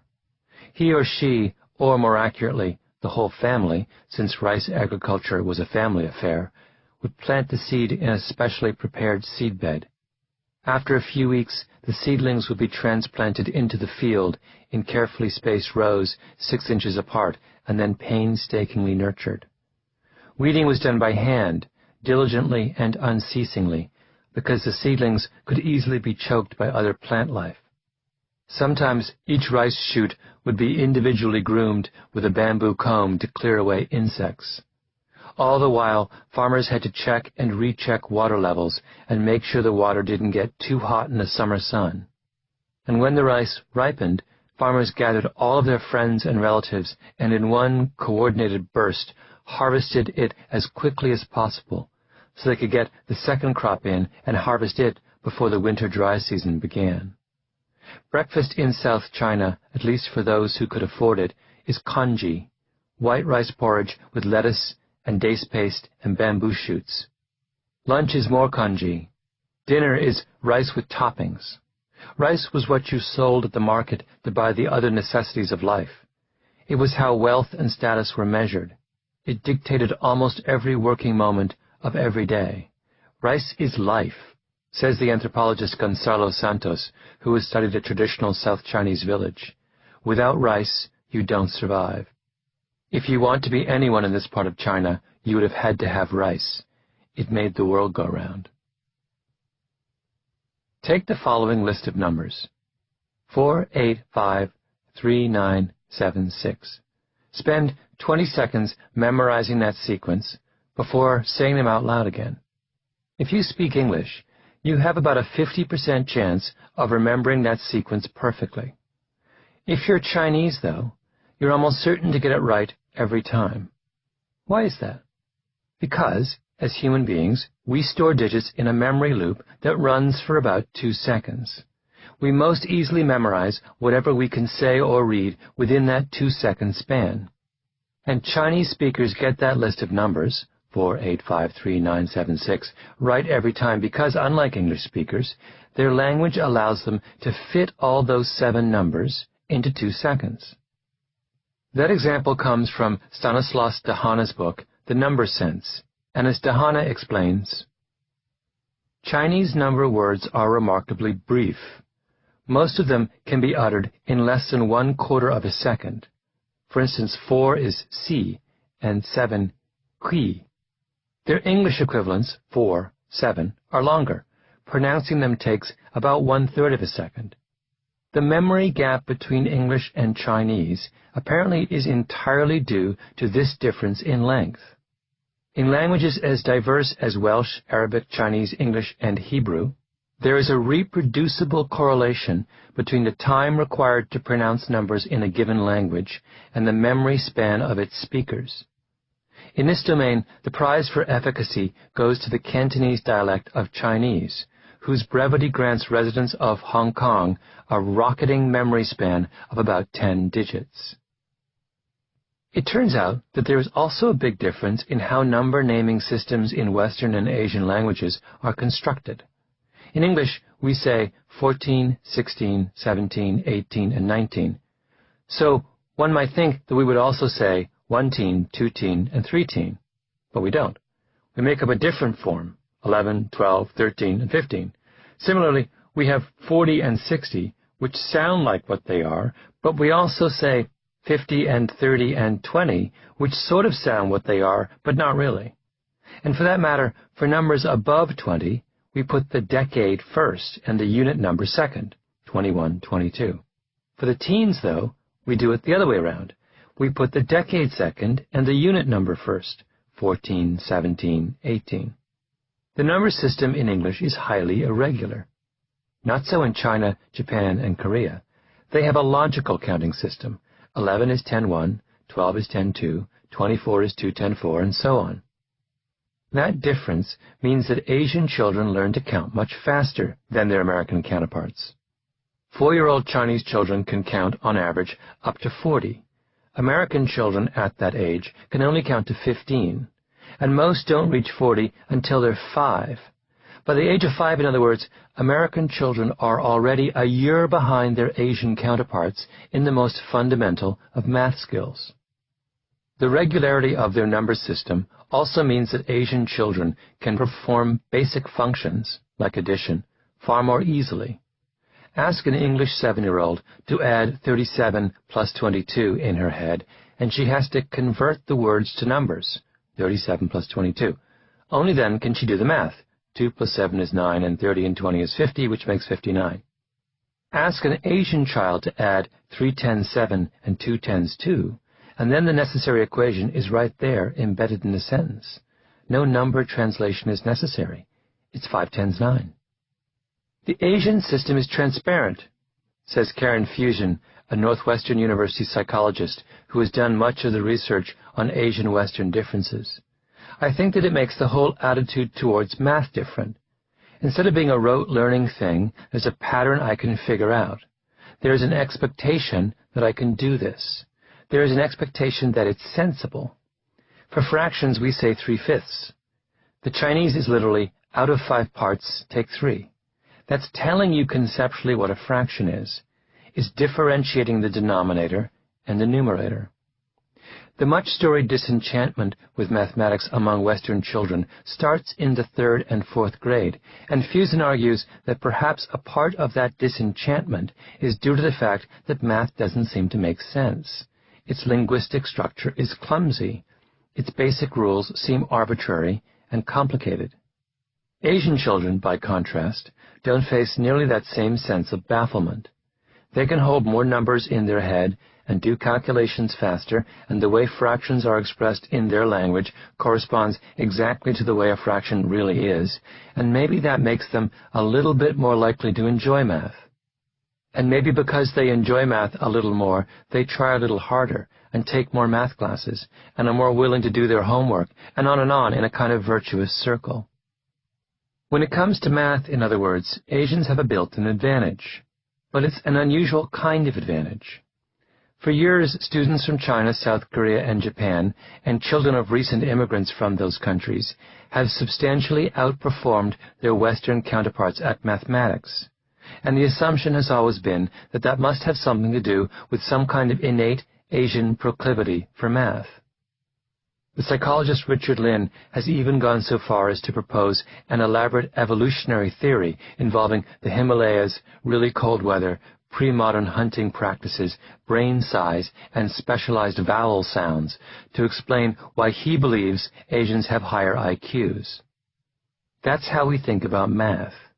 We assume that being good at things like calculus and algebra is a simple function of how smart you are. But looking at the differences in number systems between East and West suggests something very different. That being good at math may also be something rooted in a group's culture.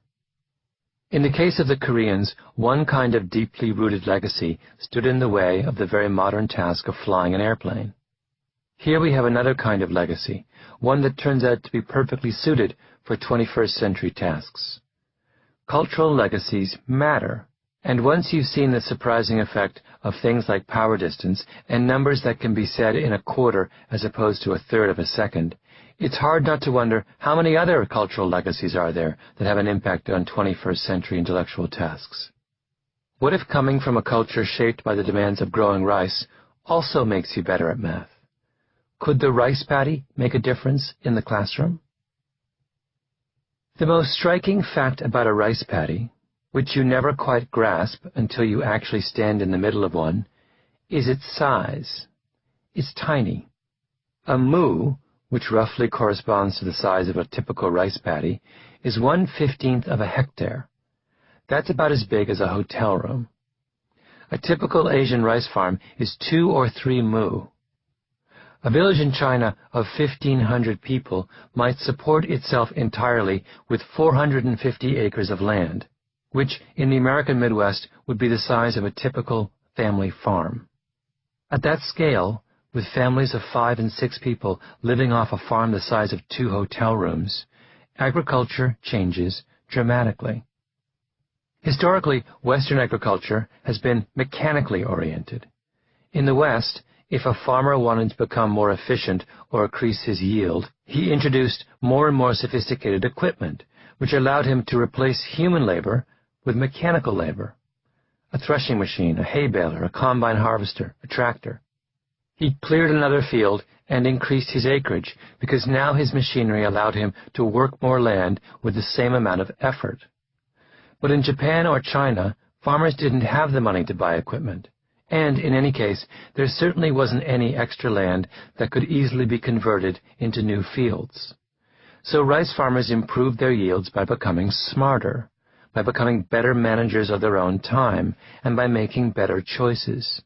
As the anthropologist Francesca Bray puts it, rice agriculture is skill-oriented. If you're willing to weed a bit more diligently and become more adept at fertilizing and spend a bit more time monitoring water levels and do a better job keeping the clay pan absolutely level and make use of every square inch of your moo, you'll harvest a bigger crop. Throughout history, not surprisingly, the people who grow rice have always worked harder than almost any other kind of farmer. That last statement may seem a little odd, because we have a sense that everyone in the pre-modern world worked really hard. But that simply isn't true. All of us, for example, are descended at some point from hunter-gatherers, and many hunter-gatherers, by all accounts, had a pretty leisurely life. The Kung Bushmen of the Kalahari Desert in Botswana, who are one of the last remaining practitioners of that way of life, subsist in large part on the mungongo nut, an incredibly plentiful and protein-rich source of food that lies thick on the ground. They don't grow anything, and it's growing things, preparing, planting, weeding, harvesting, storing, that takes time, nor do they raise any animals. Occasionally, the male Kung hunt, but chiefly for sport. All told, Kung men and women work no more than 12 to 19 hours a week, with a balance of the time spent dancing, entertaining, and visiting family and friends. That's, at most, 1,000 hours a year of work. When a Kung bushman was asked once why his people hadn't taken to agriculture, he looked puzzled and said, "Why should we plant when there are so many mungongo nuts in the world?" Or consider the life of a peasant in 18th century Europe. Men and women in those days probably worked from dawn to noon, 200 days a year, which works out to about 1,200 hours of work annually. During harvest or spring planting, the day might be longer. In the winter, much less.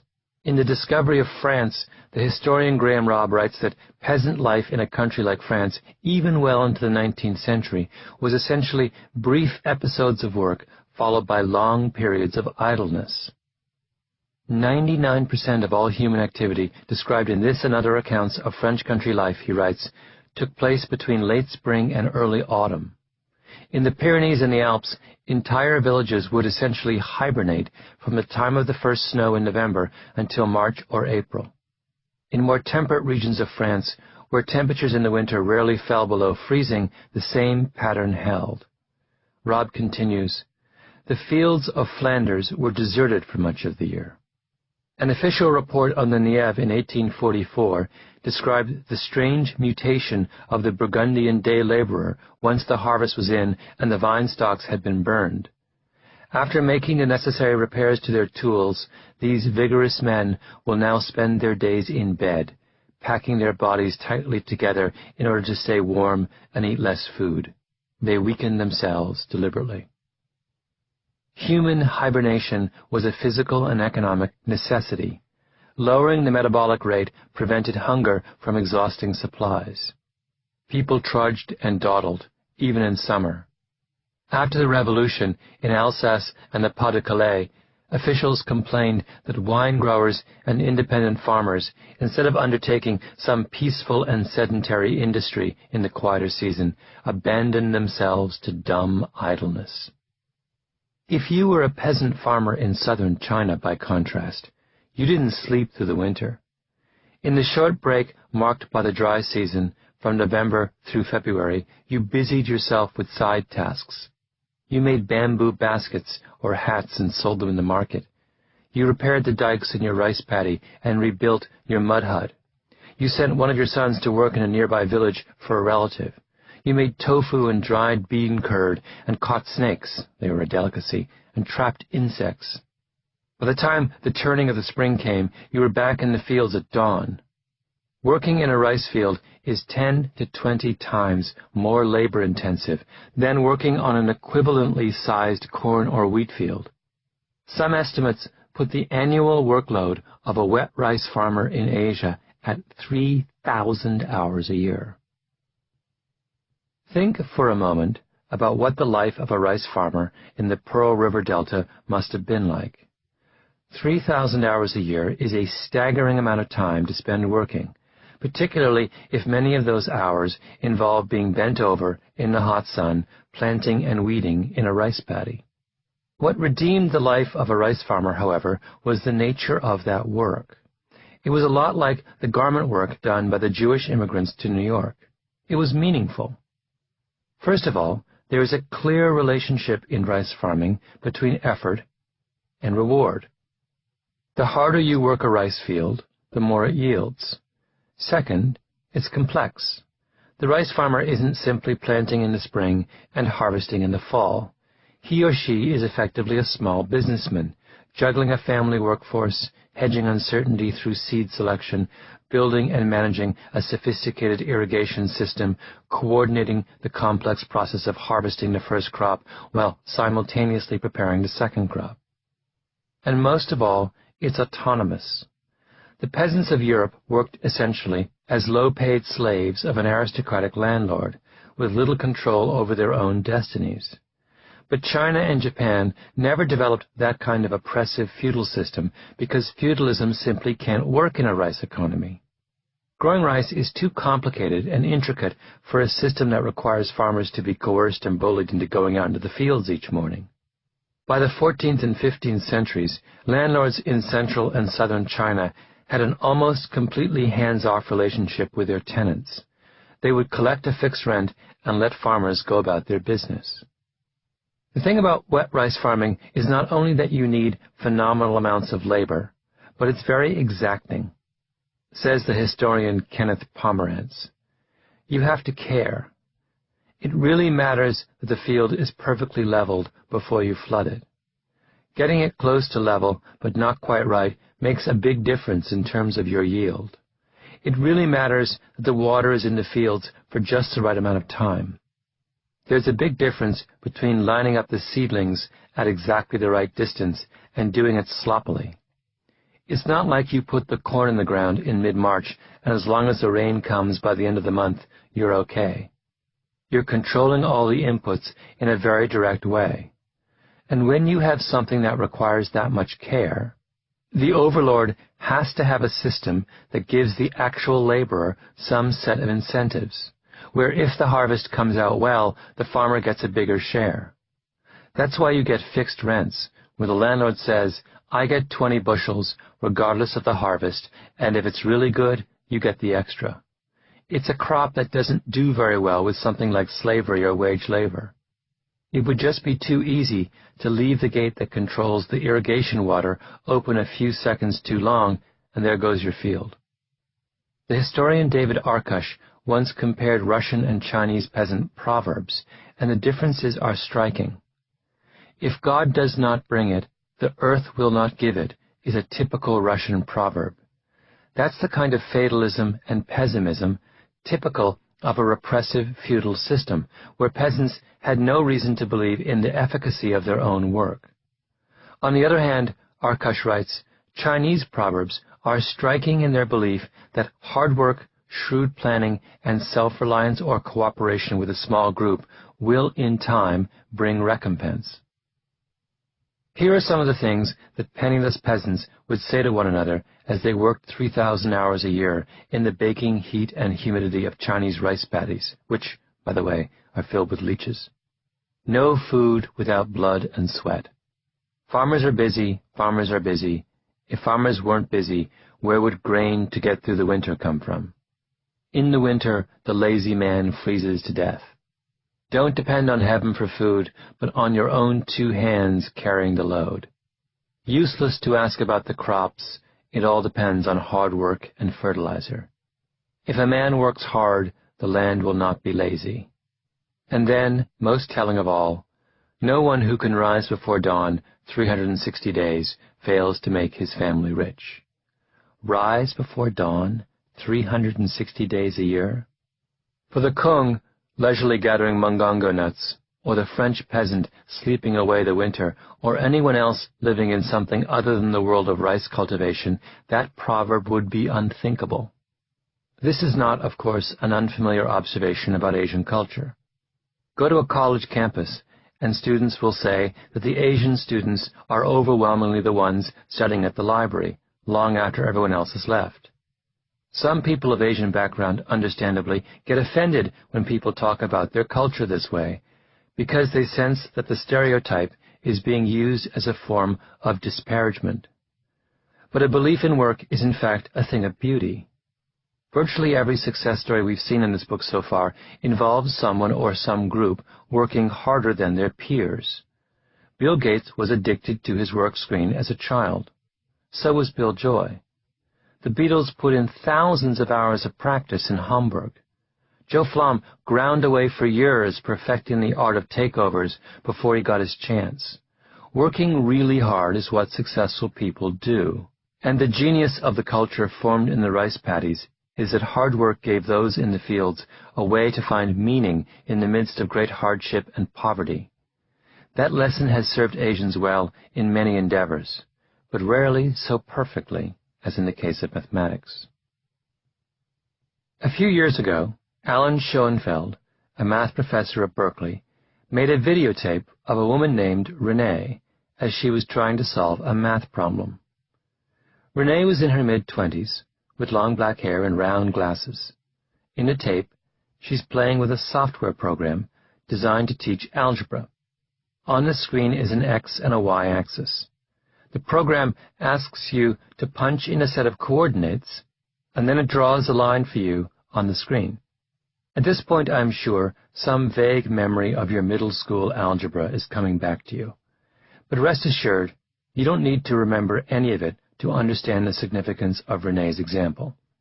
In fact, as you listen to Renee talking, don't focus on what she's saying, but rather on why and how she's talking the way she is. The point of the computer program, which Schoenfeld had created, was to teach students about how to calculate the slope of a line. Slope, as I'm sure you remember, or more accurately, as I'll bet you don't remember, I certainly didn't, is rise over run. So if you typed in 5 on the y-axis and 5 on the x-axis, the slope would be 1, 5 over 5. So there is Renee. She's sitting at the keyboard, and she's trying to figure out what numbers to enter in order to get the computer to draw a line that is absolutely vertical, that is directly superimposed over the y-axis. Now, those of you who remember your high school math will know that this is, in fact, impossible. A vertical line has an undefined slope. Its rise is infinite, any number on the y-axis, starting at 0 and going on forever. Its run on the x-axis, meanwhile, is 0. Infinity divided by 0 is not a number. But Renee doesn't realize that what she's trying to do can't be done. She is, rather, in the grip of what Schoenfeld calls a glorious misconception. And the reason why Schoenfeld likes to show this particular tape is that it is a perfect demonstration of how Renee came to resolve this misconception. Renee was a nurse. She wasn't someone who had been particularly interested in mathematics in the past, but she had somehow gotten hold of the software and was hooked. Now what I want to do is make a straight line with this formula parallel to the y-axis, she begins. Schoenfeld is sitting next to her. She looks over at him anxiously. It's been 5 years since I did any of this. She starts to fiddle with the program, typing in different numbers.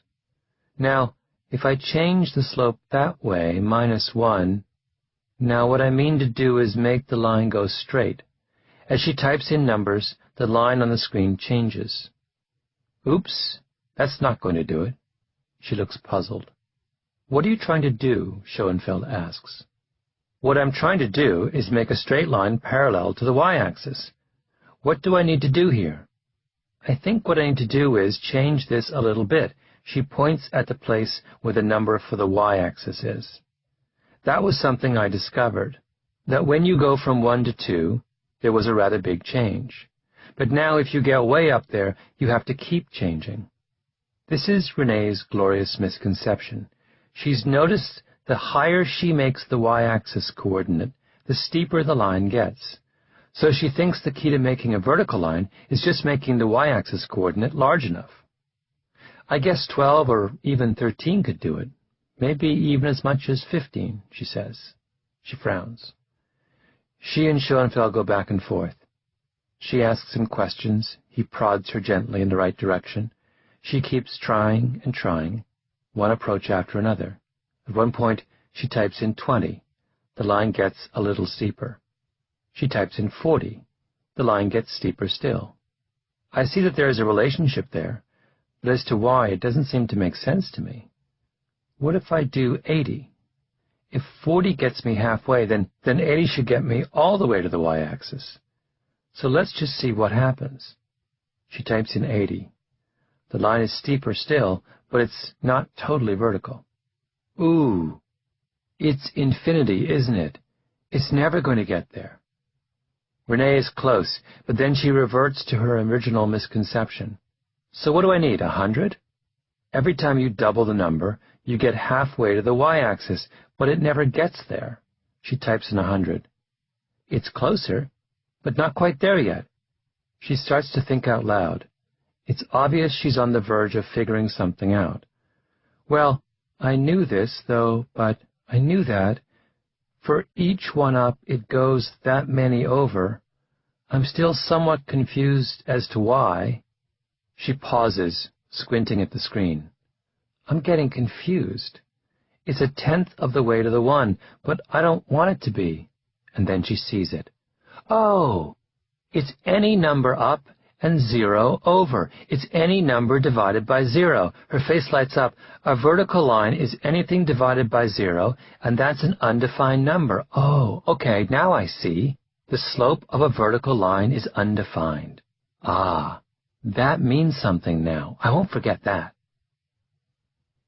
Over the course of his career, Schoenfeld has videotaped countless students as they worked on math problems. But the Renee tape is one of his favorites because of how beautifully it illustrates what he considers to be the secret to learning mathematics. 22 minutes pass from the moment Renee begins playing with the computer to the moment she says, "Ah, that means something now." That's a long time. "This is 8th grade mathematics," Schoenfeld said. "If I put the average 8th grader in the same position as Renee, I'm guessing that after the first few attempts, they would have said, 'I don't get it. I need you to explain it.'" Schoenfeld once asked a group of high school students how long they would work on a homework question before they concluded it was too hard for them ever to solve. Their answers ranged from 30 seconds to 5 minutes, with the average answer 2 minutes. But Renee persists. She experiments. She goes back over the same issues time and time again. She thinks out loud. She keeps going and going. She simply won't give up. She knows on some vague level that there is something wrong with her theory about how to draw a vertical line, and she won't stop until she's absolutely sure she has it right.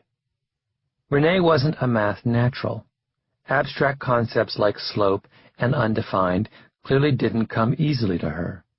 But Schoenfeld could not have found her more impressive. "There's a will to make sense that drives what she does," Schoenfeld says. "She wouldn't accept a superficial, 'yeah, you're right,' and walk away. That's not who she is. And that's really unusual." He rewound the tape and pointed to a moment when Renee reacted with genuine surprise to something on the screen. "Look," he said, "she does a double take." Many students would just let that fly by. Instead, she thought, "That doesn't jibe with whatever I'm thinking. I don't get it. That's important. I want an explanation." And when she finally gets the explanation, she says, "Yeah, that fits." At Berkeley, Schoenfeld teaches a course on problem solving, the entire point of which, he says, is to get his students to unlearn the mathematical habits they picked up on the way to university. "I pick a problem that I don't know how to solve," he says. "I tell my students, you're going to have a 2-week take-home exam. I know your habits. You're going to do nothing for the first week and start it the next week. And I want to warn you now, if you only spend 1 week on this, you're not going to solve it. If, on the other hand, you start working the day I give you the midterm, you'll be frustrated. You'll come to me and say, 'It's impossible.' I'll tell you to keep working, and by week 2, you'll find you'll make significant progress." We sometimes think of being good at mathematics as an innate ability. You either have it or you don't. But to Schoenfeld, it's not so much ability as attitude. You master mathematics if you are willing to try. That's what Schoenfeld attempts to teach his students. Success is a function of persistence and doggedness and the willingness to work hard for 22 minutes to make sense of something that most people would give up on after 30 seconds.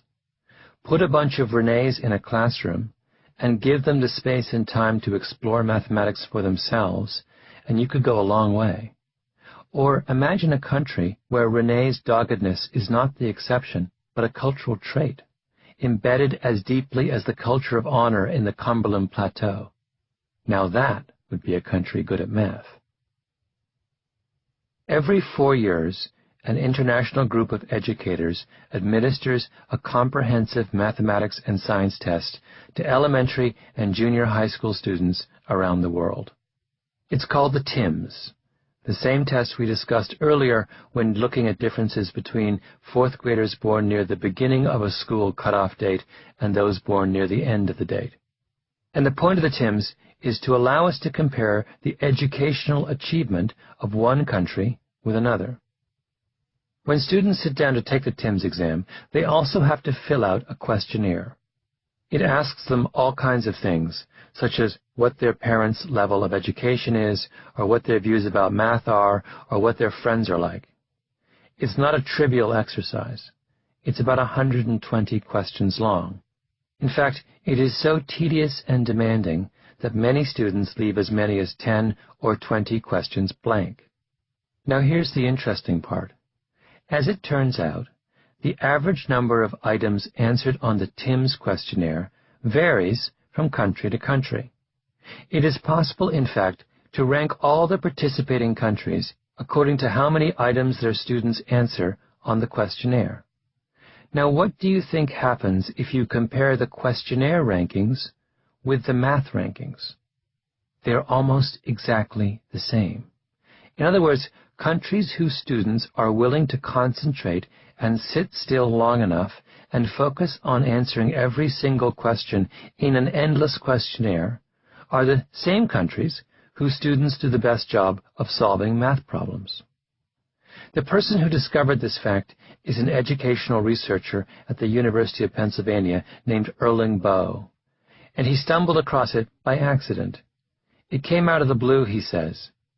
Boe hasn't even been able to publish his findings in a scientific journal because, he says, it's just a bit too weird. Remember, he's not saying that the ability to finish the questionnaire and to excel on the math test is related. He's saying that they're the same, that if you compare the two rankings, they are identical. Think about this another way. Imagine that every year there was a math Olympics in some fabulous city in the world, and every country in the world sent its own team of 1,000 eighth graders. Boe's point is that we could predict precisely the order in which every country would finish in the math Olympics without asking a single math question. All you'd have to do is to give them some task measuring how hard they were willing to work. In fact, we wouldn't even have to give them a task. We should be able to predict which countries are best at math simply by looking at which national cultures place the highest emphasis on effort and hard work. So which places are at the top of both lists? The answer shouldn't surprise you. Singapore, South Korea, China, Taiwan, Hong Kong, and Japan. What those five have in common, of course, is that they are all cultures shaped by the tradition of wet rice agriculture and meaningful work.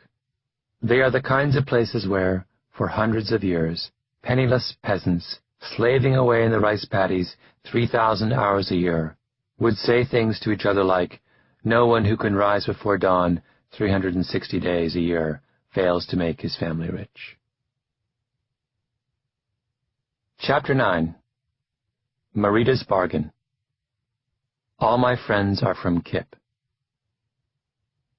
In the mid-1990s, an experimental public school called the KIPP Academy opened on the 4th floor of Lou Gehrig Junior High School in New York City. Lou Gehrig is in the 7th School District, otherwise known as the South Bronx, one of the poorest neighborhoods in New York City. It's a squat, gray, 1960s-era building across the street from a bleak collection of high-rises. A few blocks over is Grand Concourse, the borough's main thoroughfare. These are not streets that you'd happily walk down alone after dark. KIPP is a middle school. Classes are large. The 5th grade has 2 sections of 35 students each.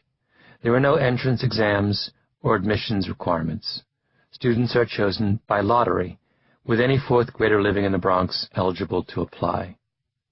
Roughly half of the students are African American, the rest Hispanic. 3/4 of the students come from single-parent homes. 90% qualify for free or reduced lunch, which is to say that their families earn so little that the federal government chips in so they can eat properly at lunchtime. KIPP seems like the kind of school in the kind of neighborhood with the kind of student that would make educators despair, except that the minute you walk through the door, it's clear that something is different. The students walk quietly down the hallways in single file. In the classroom, they are taught to turn and address anyone talking to them in a protocol known as slant. Smile, sit up, listen, ask questions, and nod when being spoken to, and track with your eyes. On the walls of the school's corridors are hundreds of pennants from the colleges that KIPP's graduates have gone on to attend. Last year, hundreds of families from across the Bronx entered the lottery for KIPP's 48 5th-grade slots. It is no exaggeration to say that just over 10 years into its existence, KIPP has become one of the most desirable public schools in New York City. What KIPP is most famous for is mathematics. In the South Bronx, only something like 16% of all middle school students are performing at or above their grade level in math. But at KIPP, By the end of the 5th grade, many of the students call math their favorite subject. In 7th grade, KIPP students start high school algebra.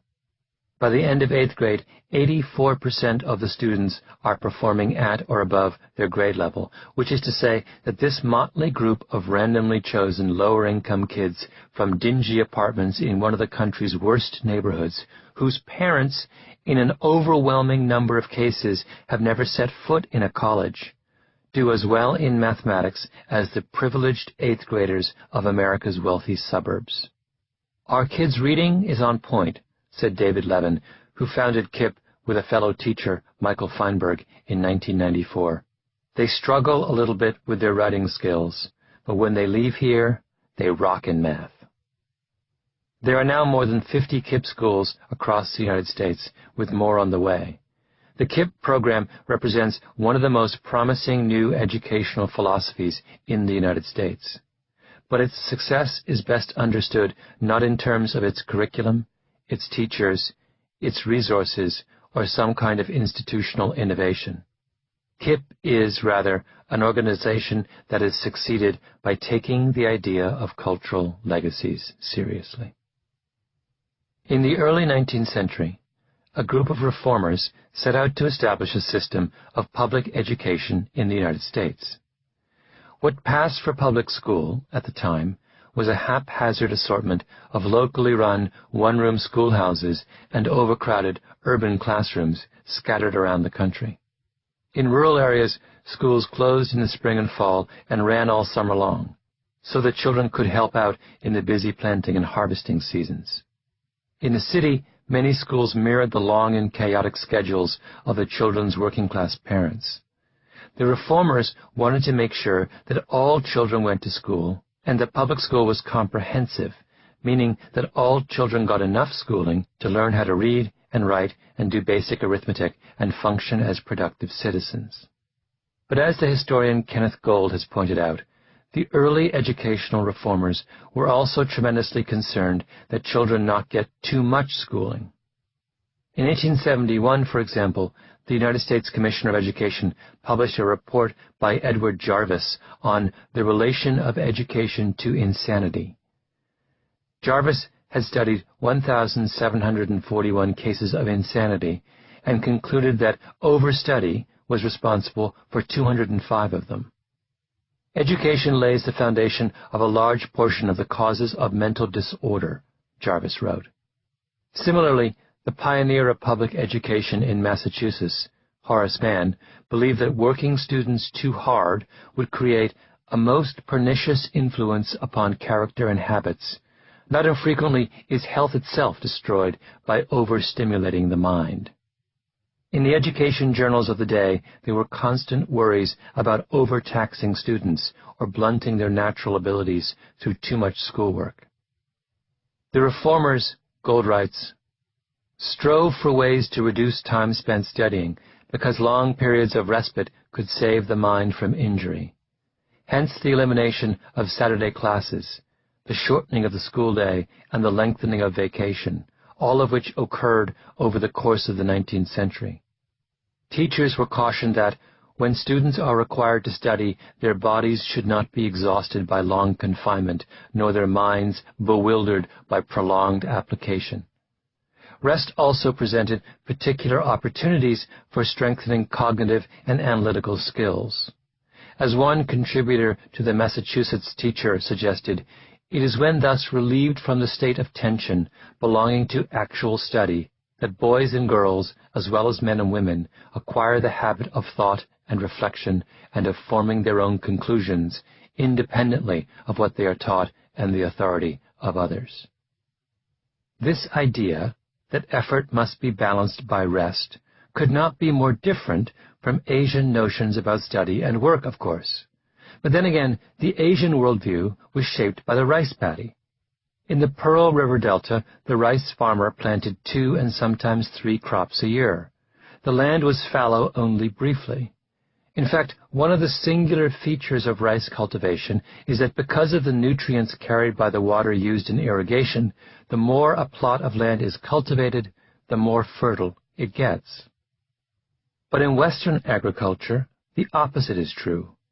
Unless a field is left fallow every few years, the soil becomes exhausted. Every winter, fields are empty. The hard labor of spring planting and fall harvesting is followed like clockwork by the slower pace of summer and winter. This is the logic the reformers applied to the cultivation of young minds.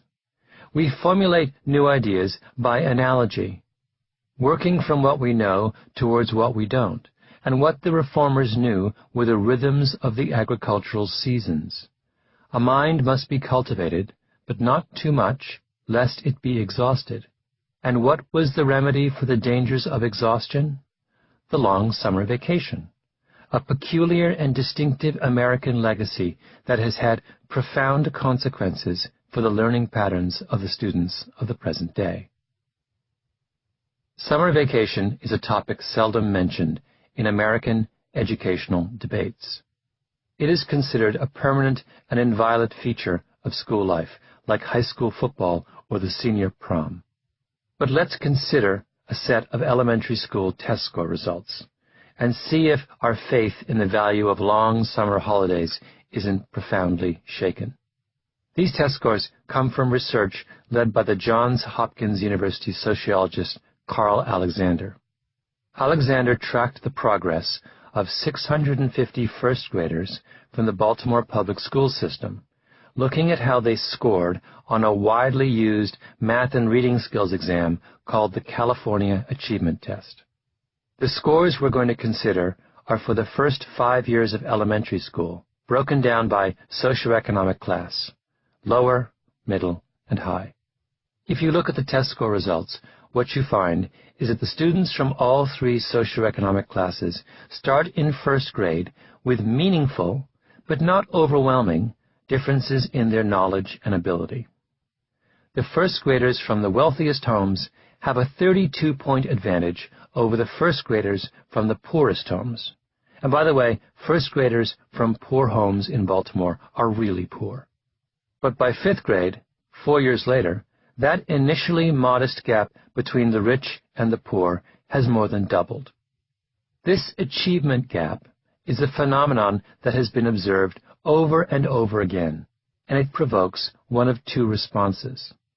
The first response is that disadvantaged kids simply don't have the same inherent ability to learn as children from more privileged backgrounds. They're not as smart.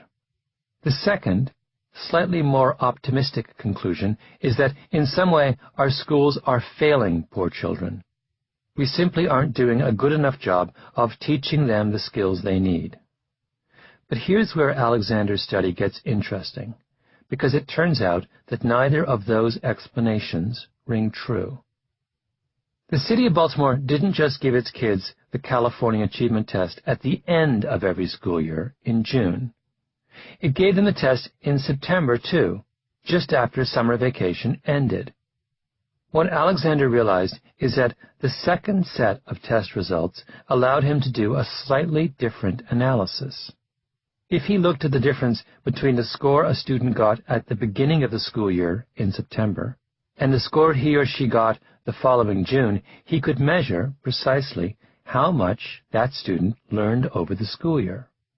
And if he looked at the difference between how a student scored in June and how they scored the following September, he could see how much the student learned over the course of the summer. In other words, he could figure out, at least in part, how much of the achievement gap is the result of things that happen during the school year and how much it has to do with what happens during summer vacation. Let's start with the school year gains. That is, how many points students' test scores rise from the time they start classes in September to the time they stop in June. These results tell a completely different story from the one suggested by the full year results. The first set of test results made it look like lower-income kids were somehow failing in the classroom. But when you just look at the school year, you see that that isn't true. Over the course of 5 years of elementary school, poor kids actually outlearn the wealthiest kids 191 points to 186 points. They lag behind the middle-class kids by only a modest amount, and in fact, in 1 year, second grade, they learn more than anyone else. Now, let's see what happens if we just look at how reading scores change during summer vacation. Here again is a totally different story. In the summer after first grade, the wealthiest kids come back in September, and their reading scores have jumped more than 15 points. The poorest kids come back from the holidays, and their reading scores have dropped by almost 4 points. Poor kids may outlearn rich kids during the school year, but during the summer, they fall far behind. Now suppose we total up all the summer learning gains from first grade to fifth grade. The reading scores of the poor kids over those 4 summers go up by 0.26 points. When it comes to reading skills, poor kids, in other words, learn nothing when school is not in session. The reading scores of the rich kids over the summer holidays, by contrast, go up by a whopping 52 points. Virtually all of the advantage that wealthy students have over poor students is the result of differences in the way privileged kids learn when they are not in school. What are we seeing here?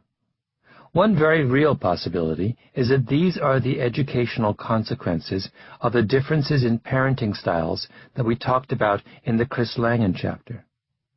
Think back to Alex Williams, the 9-year-old whom Annette Lareau studied. His parents believe in concerted cultivation. He gets taken to museums and gets enrolled in special programs and goes to summer camp where he takes classes. When he's bored at home, there are plenty of books to read, and his parents see it as their responsibility to keep him actively engaged in the world around him. It's not hard to see how Alex would get better at reading and math over the summer. But not Katie Brindle, the little girl from the other side of the tracks. There's no money to send her to summer camp. She's not getting driven by her mom to special classes, and there aren't books lying around the house that she can read if she gets bored. There's probably just a television. She may still have a wonderful vacation, making new friends, playing outside, going to the movies, having the kind of carefree summer days that we all dream about. None of those things, though, will improve her math and reading skills. And every carefree summer day she spends puts her further and further behind Alex. Alex isn't necessarily smarter than Katie. He's just outlearning her. He's putting in a few solid months of learning during the summer months while she watches television and plays outside. What Alexander's work suggests is that the way in which education has been discussed in the United States is backwards. An enormous amount of time is spent talking about reducing class size, rewriting curricula, buying every student a shiny new laptop, and increasing school funding, all of which assume that there is something fundamentally wrong with the job schools are doing. But think back to that second set of statistics that showed what happened between September and June. Schools work. The only problem with school for the kids who aren't achieving is that there isn't enough of it. Alexander, in fact, has done a very simple calculation to demonstrate what would happen if the children of Baltimore went to school year-round. The answer is that poor kids and wealthy kids would, by the end of elementary school, be doing math and reading at almost the same level. Suddenly, the causes of Asian math superiority become even more obvious. Students in Asian schools don't have long summer vacations. Why would they? Cultures that believe that the route to success lies in rising before dawn 360 days a year are scarcely going to give their children 3 straight months off in the summer. The school year in the United States is, on average, about 180 days long. The South Korean school year is 220 days long. The Japanese school year is 243 days long. One of the questions asked of test takers on a recent math test given to students around the world, for example, was how many of the questions they were asked in algebra, calculus, and geometry involved subject matter that they had previously covered in class. For Japanese 12th graders, the answer was 92%. That's the value of going to school 243 days a year. You have the time to learn everything that needs to be learned and less time to unlearn it. For American 12th graders, the comparable figure was 54%. For its poorest students, America doesn't have a school problem. It has a summer vacation problem. And that's the problem the KIPP schools set out to solve. They decided to bring the lessons of the rice paddy to the American inner city. They start school at 7:25, David Levin says of the students at the Bronx KIPP Academy. They all do a course called Thinking Skills until 7:55. They do 90 minutes of English, 90 minutes of math every day, except in 5th grade where they do 2 hours of math a day. An hour of science, an hour of social science, an hour of music at least twice a week, and then you have an hour and 15 minutes of orchestra on top of that. Everyone does orchestra. The day goes from 7:25 until 5. After 5, there are homework clubs, detention, sports teams. There are kids here from 7:25 until 7 p.m. in the evening. If you take an average day and you take out lunch and recess, our kids are spending 50 to 60% more time learning than the traditional public school student. Levin was standing in the school's main hallway. It was lunchtime, and the students were trooping by quietly in orderly lines, all of them in their KIPP Academy shirts. Levin stopped a girl whose shirt tail was out. "Do me a favor when you get a chance," he called out, miming a tucking-in movement. He continued, "Saturdays, they come in 9 to 1. In the summer, it's 8 to 2. By summer, Levin was referring to the fact that KIPP students do 3 extra weeks of school in July. These are, after all, precisely the kinds of lower-income kids who Alexander identified as losing ground over the long summer vacation. So KIPP's response is simply not to have a long summer vacation. The beginning is hard, he went on. By the end of the day, they're restless. Part of it is endurance, part of it is motivation, part of it is incentives and rewards and fun stuff, part of it is good old-fashioned discipline. You throw all of that into the stew. We talk a lot here about grit and self-control. The kids know what those words mean." Levin walked down the hall to an 8th grade math class and stood quietly in the back.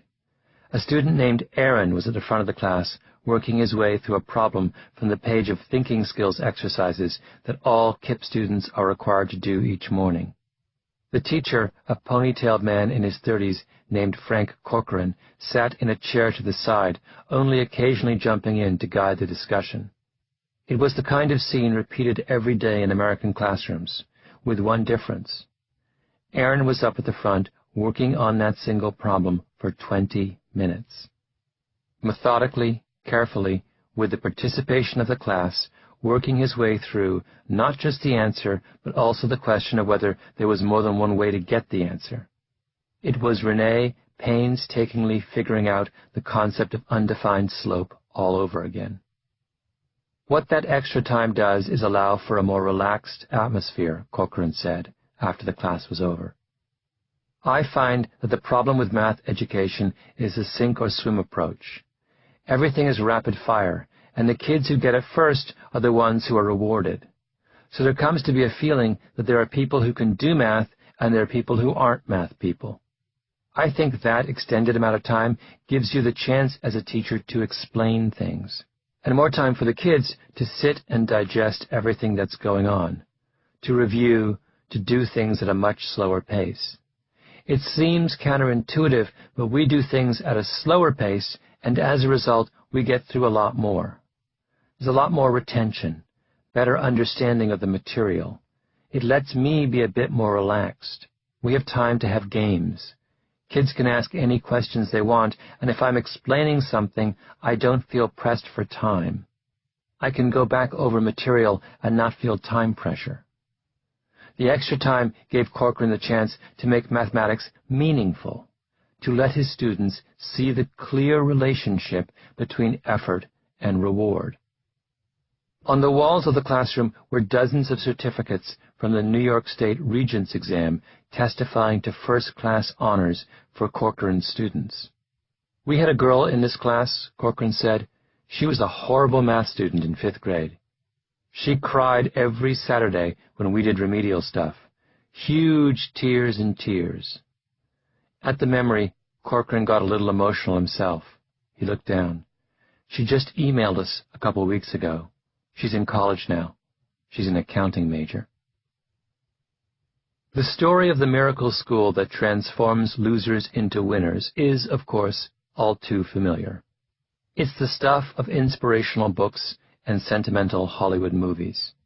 But the reality of places like KIPP is a good deal less glamorous than that.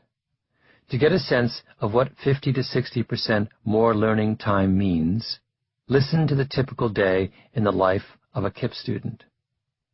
The student's name is Marita. She's an only child in a single-parent home. Her mother never went to college. The two of them share a one-bedroom apartment in the Bronx. Marita used to go to a parochial school down the street from her home until her mother heard of KIPP. When I was in 4th grade, me and one of my other friends, Tanya, we both applied to KIPP, Marita said. I remember Miss Owens. She interviewed me, and the way she was saying made it sound so hard I thought I was going to prison. I almost started crying.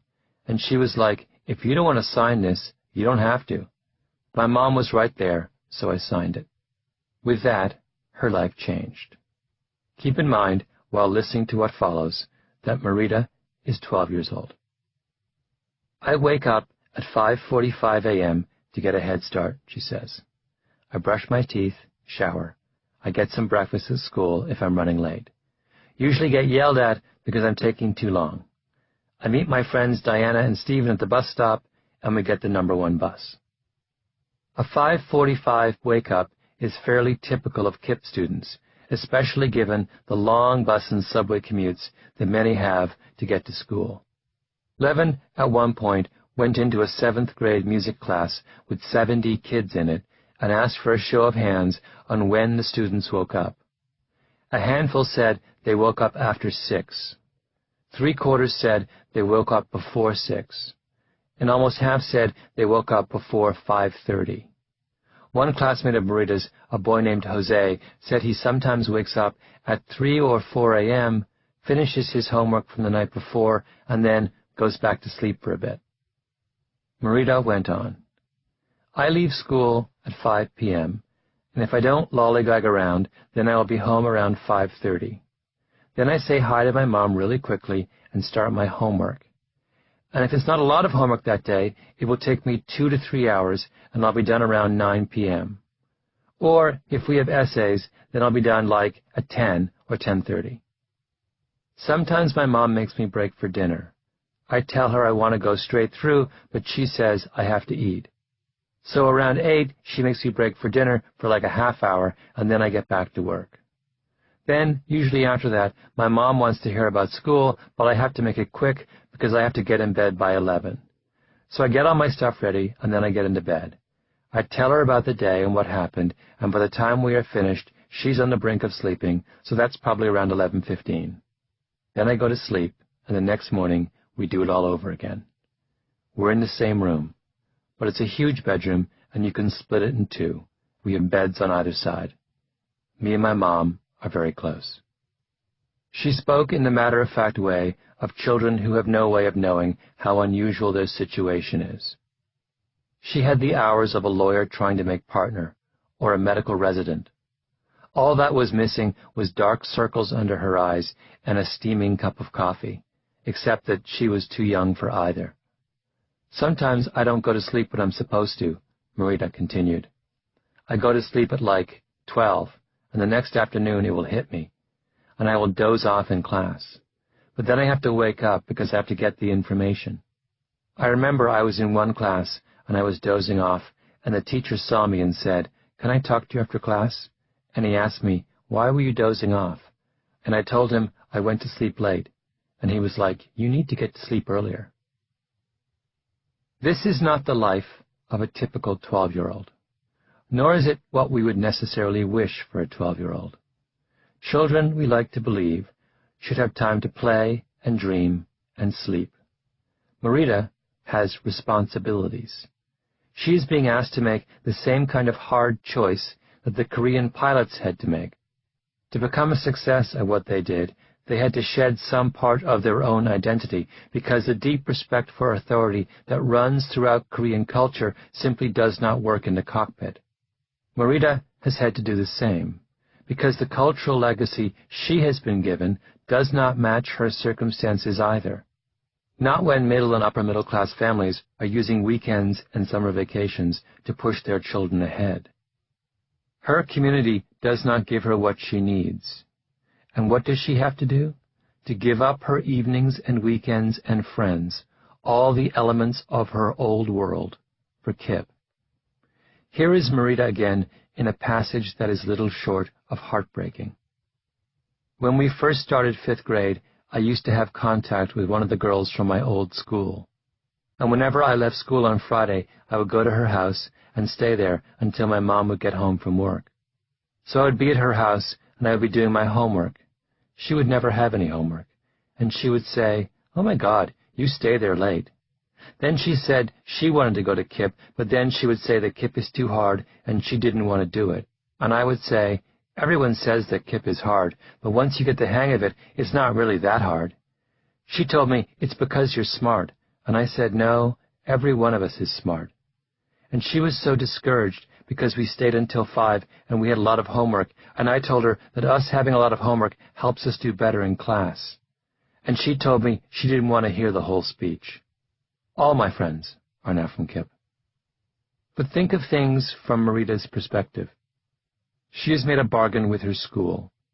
She will get up at 5:45 in the morning, go in on a Saturday, and do homework until 11 at night.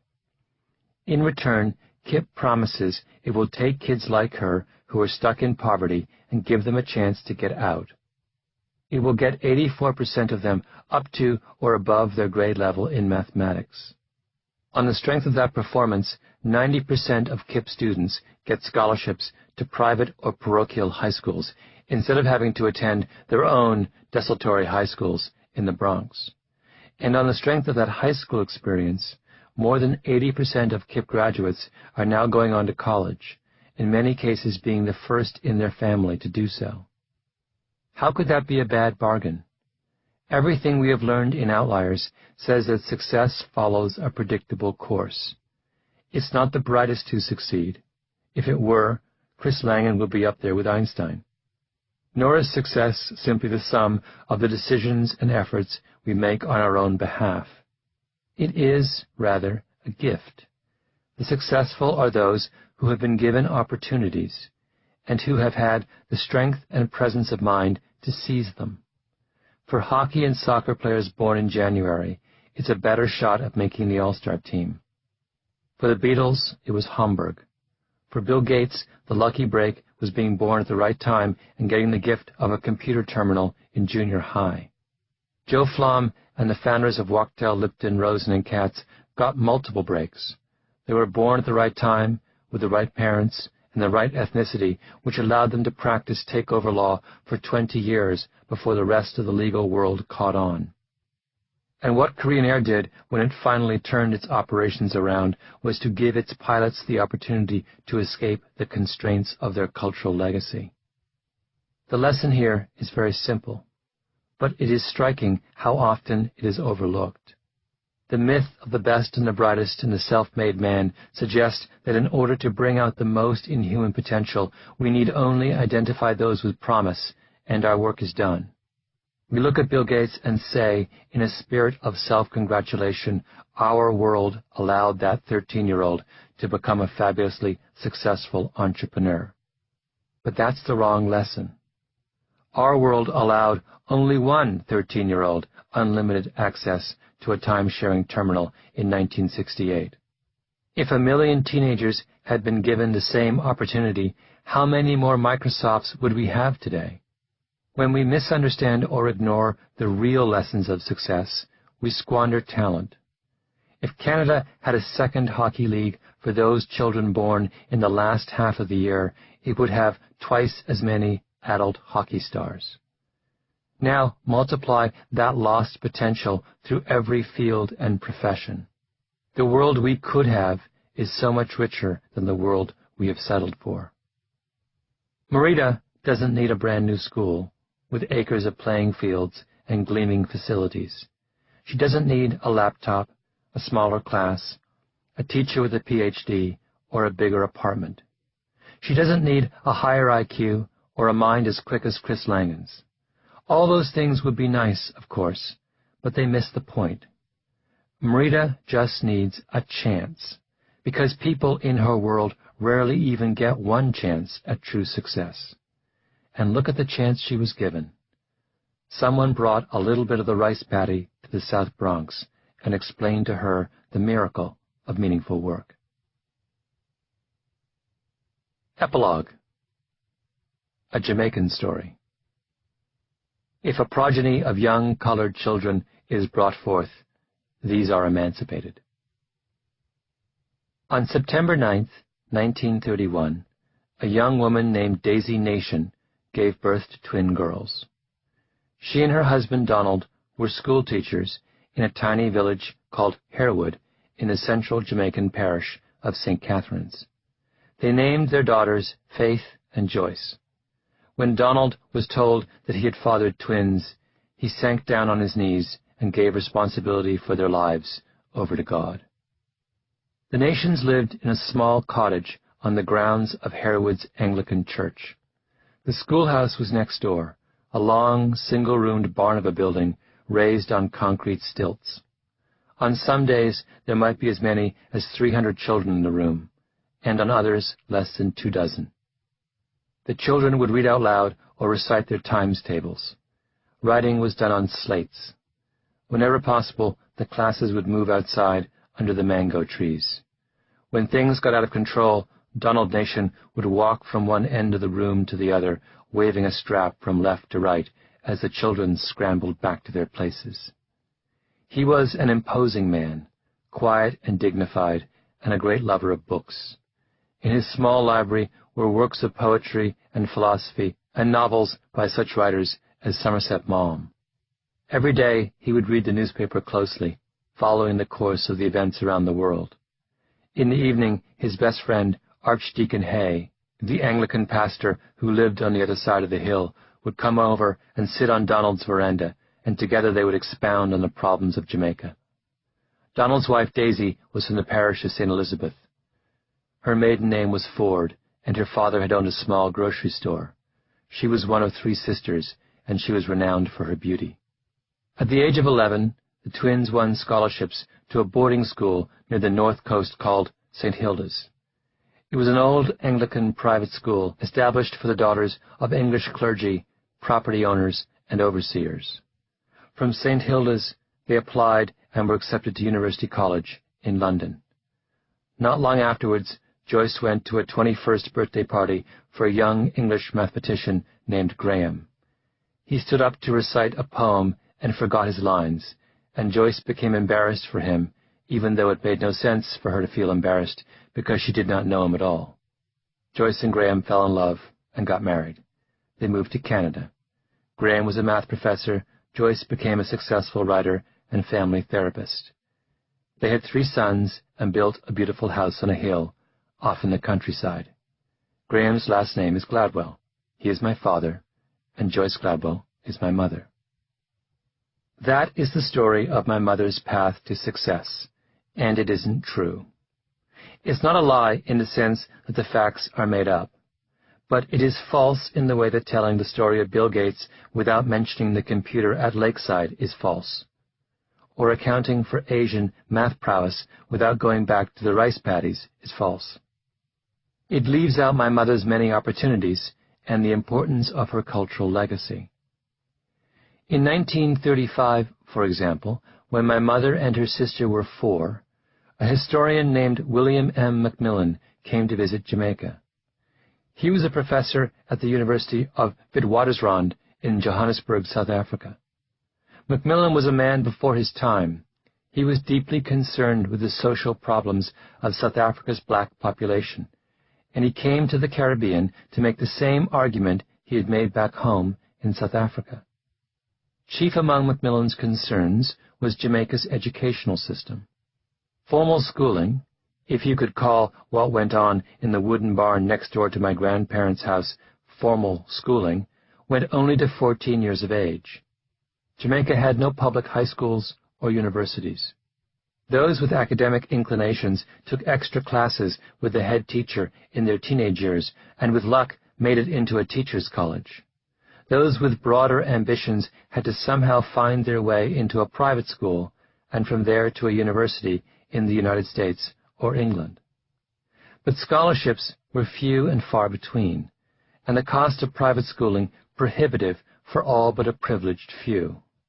The bridge from the primary schools to high school, Macmillan later wrote in a blistering critique of England's treatment of its colonies entitled Warning from the West Indies, is narrow and insecure. The school system did nothing for the humblest classes. He went on, if anything, these schools are a factor deepening and sharpening social distinctions. If the government did not give its people opportunities, he warned, there would be trouble. A year after Macmillan published his book, a wave of riots and unrest swept the Caribbean. 14 people were killed and 59 injured in Trinidad. 14 were killed and 47 injured in Barbados. In Jamaica, a series of violent strikes shut down the country, and a state of emergency was declared. Panicked, the British government took Macmillan's prescriptions to heart and, among other reforms, proposed a series of all-island scholarships for academically minded students to go to private high schools. The scholarships began in 1941. My mother and her twin sister sat for the exam the following year. That is how they got a high school education. Had they been born 2 or 3 or 4 years earlier, they might never have gotten a full education. My mother owes the course her life took to the timing of her birth, to the rioters of 1937, and to William M. Macmillan. I described Daisy Nation, my grandmother, as renowned for her beauty, but the truth is that was a careless and condescending way to describe her. She was a force. The fact that my mother and her sister left Harewood for St. Hilda's was my grandmother's doing. My grandfather may have been an imposing and learned man, but he was an idealist and a dreamer. He buried himself in his books. If he had ambitions for his daughters, he did not have the foresight and energy to make them real. My grandmother did. St. Hilda's was her idea. Some of the wealthier families in the area sent their daughters there, and she saw what a good school meant. Her daughters did not play with the other children of the village. They read. Latin and algebra were necessary for high school, so she had her daughters tutored by Archdeacon Hay. If you'd asked her about her goals for her children, she would have said she wanted us out of there, my mother recalls. She didn't feel that the Jamaican context offered enough. And if the opportunity was there to go on, and you were able to take it, then to her the sky was the limit. When the results came back from the scholarship exam, only my aunt won. My mother did not. That's another fact that my first history was careless about. My mother remembers her parents standing in the doorway, talking to each other. We have no more money. They had paid the tuition for the first term and bought the uniforms and exhausted their savings. What could they do when the second term fees from my mother came due? But then again, they couldn't send one daughter and not the other. My grandmother was steadfast. She sent both and prayed. And at the end of the first term, it turned out that one of the other girls at the school had won 2 scholarships. The second was given to my mother. When it came time to go to university, my aunt, the academic twin, won what was called a centenary scholarship. The centenary was a reference to the fact that the scholarship was established 100 years after the abolition of slavery in Jamaica. It was reserved for the graduates of public elementary schools, and, in a measure of how deeply the British felt about honoring the memory of abolition, there was a total of 1 centenary scholarship awarded every year for the whole island, with the prize going to the top girl and the top boy in alternating years. The year my aunt applied happened to be one of the girl years. She was lucky. My mother was not. My mother was faced with passage to England, room and board and living expenses, and tuition at the University of London. To get a sense of how daunting that figure was, the value of the centenary scholarship my aunt won was probably as much as the sum of my grandparents' annual salaries. There were no student loan programs, no banks with lines of credit for school teachers out in the countryside. If I'd asked my father, my mother says, he would have replied, "We have no money." What did Daisy do? She went to the Chinese shopkeeper in a neighboring town. Jamaica has a very large Chinese population that since the 19th century has dominated the commercial life of the island. In Jamaican parlance, a store is not a store, it's a Chinese shop. Daisy went to the Chinese shop, to Mr. Chance, and borrowed the money. No one knows how much she borrowed, although it must have been an enormous sum, and no one knows why Mr. Chance lent it to Daisy, except, of course, that she was Daisy Nation, and she paid her bills promptly, and had taught the Chance children at Harewood School. It was not always easy to be a Chinese child in a Jamaican schoolyard. The Jamaican children would taunt them. Daisy was a kindly and beloved figure, an oasis amid that hostility. Mr. Chance may have felt in her debt. Did she tell me what she was doing? I didn't even ask her, my mother remembers. It just occurred. I just applied to university and got in.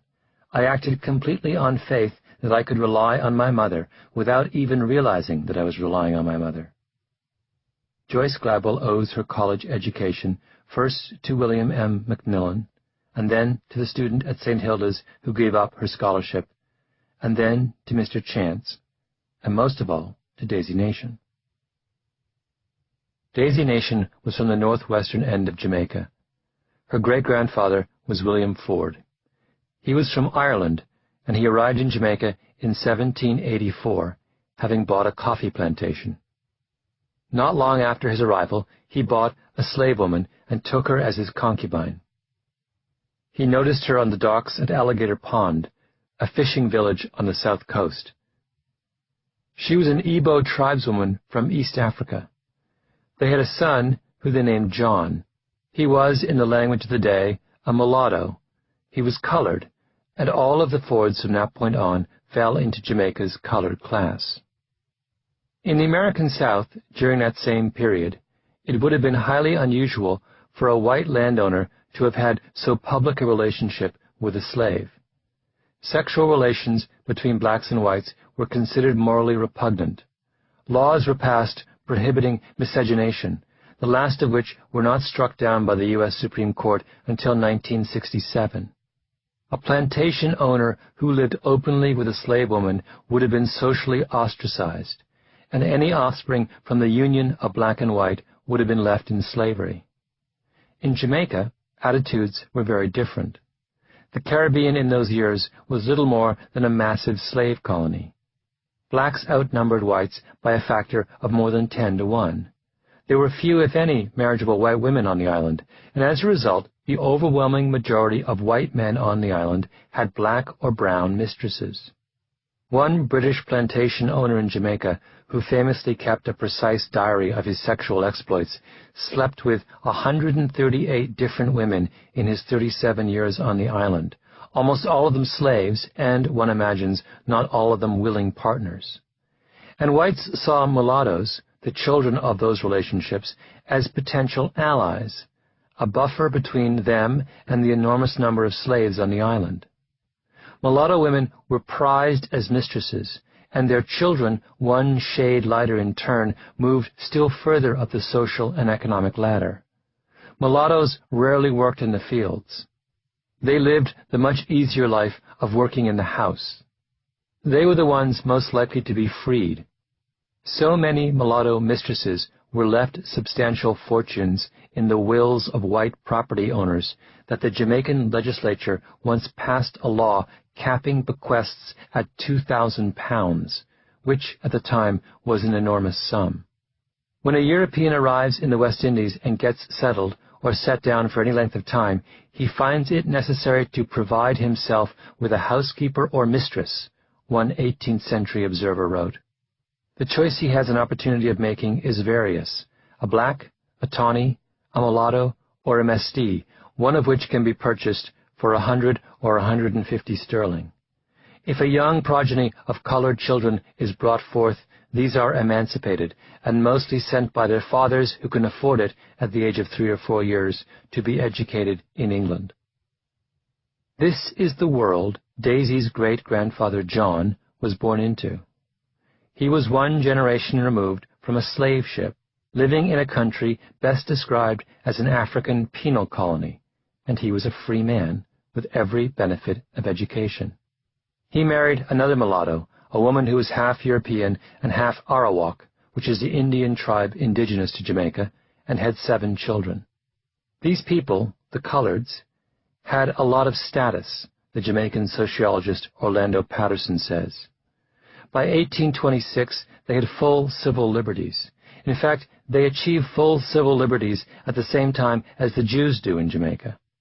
They could vote, do anything a white person can do, and this is within the context of what was still a slave society. Ideally, they would try to be artisans. Remember, Jamaica has sugar plantations, which are very different from the cotton plantations you find in the American South. Cotton is a predominantly agricultural pursuit. You're picking this stuff, and almost all the processing was done in Lancashire or the North. Sugar is an agro-industrial complex. You have to have the factory right there because sugar starts losing sucrose within hours of being picked. You had no choice but to have the sugar mill right there, and sugar mills require a wide range of occupations. The coopers, the boilermen, the carpenters, and a lot of those jobs were filled by colored people. It was also the case that Jamaica's English elite, unlike their counterparts in the United States, had little interest in the grand project of nation building. They wanted to make their money and go back to England. They had no desire to stay in what they considered a hostile land. So the task of building a new society, with the many opportunities it embodied, fell to the coloreds as well. By 1850, the mayor of Kingston, the Jamaican capital, was a colored person, Patterson went on. And so was the founder of the Daily Gleaner, Jamaica's major newspaper. And from very early on, they come to dominate the professional classes. The whites were involved in business or the plantation. The people who became doctors and lawyers were these colored people. These were the people running the schools. The Bishop of Kingston was a classic brown man. They weren't the economic elite, but they were the cultural elite. In the 1950s, the Jamaican Census Bureau did a breakdown of all of the lawyers in the country according to their skin tone. People who were white and light, that is, people who had some black heritage that is no longer readily apparent, made up 38.8% of the lawyers. People who were olive-skinned or light brown or dark brown made up about 1/3 of the lawyers. People who were black made up about 5% of the lawyers, and keep in mind that blacks made up a total of 80% of the Jamaican population. Do you see the extraordinary advantage that their little bit of whiteness gave the colored minority?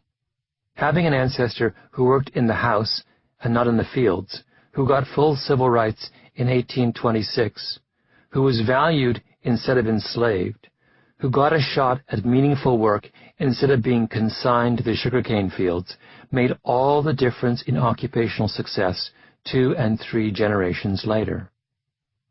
Daisy Ford's ambition for her daughters did not come from nowhere, in other words.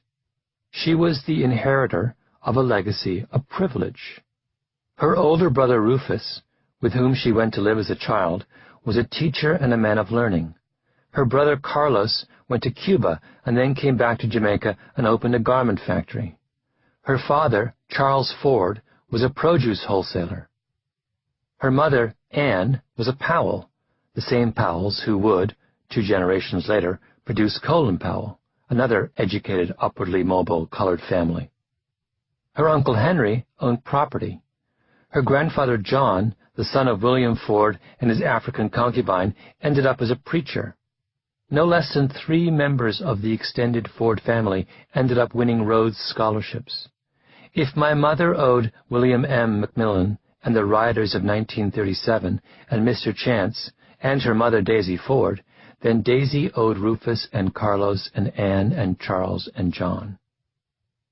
My grandmother was a remarkable woman, But it is important to remember that the steady upward path upon which the Fords embarked began with a morally complicated act. William Ford looked upon my great-great-great-grandmother with desire at a slave market in Alligator Pond and purchased her. The slaves who were not so chosen had short and unhappy lives. In Jamaica, the plantation owners felt it made the most sense to extract the maximum possible effort from their human property while the property was still young, to work their slaves until they were either dead or useless, and then simply buy another round at the market. They had no trouble with the philosophical contradiction of cherishing the children they had with a slave and simultaneously thinking of slaves as property. William Thistlewood, the plantation owner who catalogued his sexual exploits, had a lifelong relationship with a slave named Phoeba, who, by all accounts, he adored and who bore him a son. But to his field slaves, he was a monster, whose preferred punishment for those who tried to run away was what he called Darby's dose. The runaway would be beaten, salt, pickle, lime juice, and bird pepper rubbed into his or her open wounds. Another slave would defecate into the mouth of the miscreant, who would then be gagged for 4 or 5 hours. It is not surprising, then, that the brown-skinned classes of Jamaica came to fetishize their lightness. It was their great advantage. They scrutinized the shade of each other's skin and played the color game as ruthlessly in the end as the whites did. If, as often happens, children are of different shades of color in a family, the Jamaican sociologist Fernando Enriquez once wrote, "The most lightly colored will be favored at the expense of the others. In adolescence and until marriage, the darker members of the family will be kept out of the way when the friends of the fair or fair members of the family are being entertained. The fair child is regarded as raising the color of the family, and nothing must be put in the way of its success. That is, in the way of a marriage which will still further raise the color status of the family.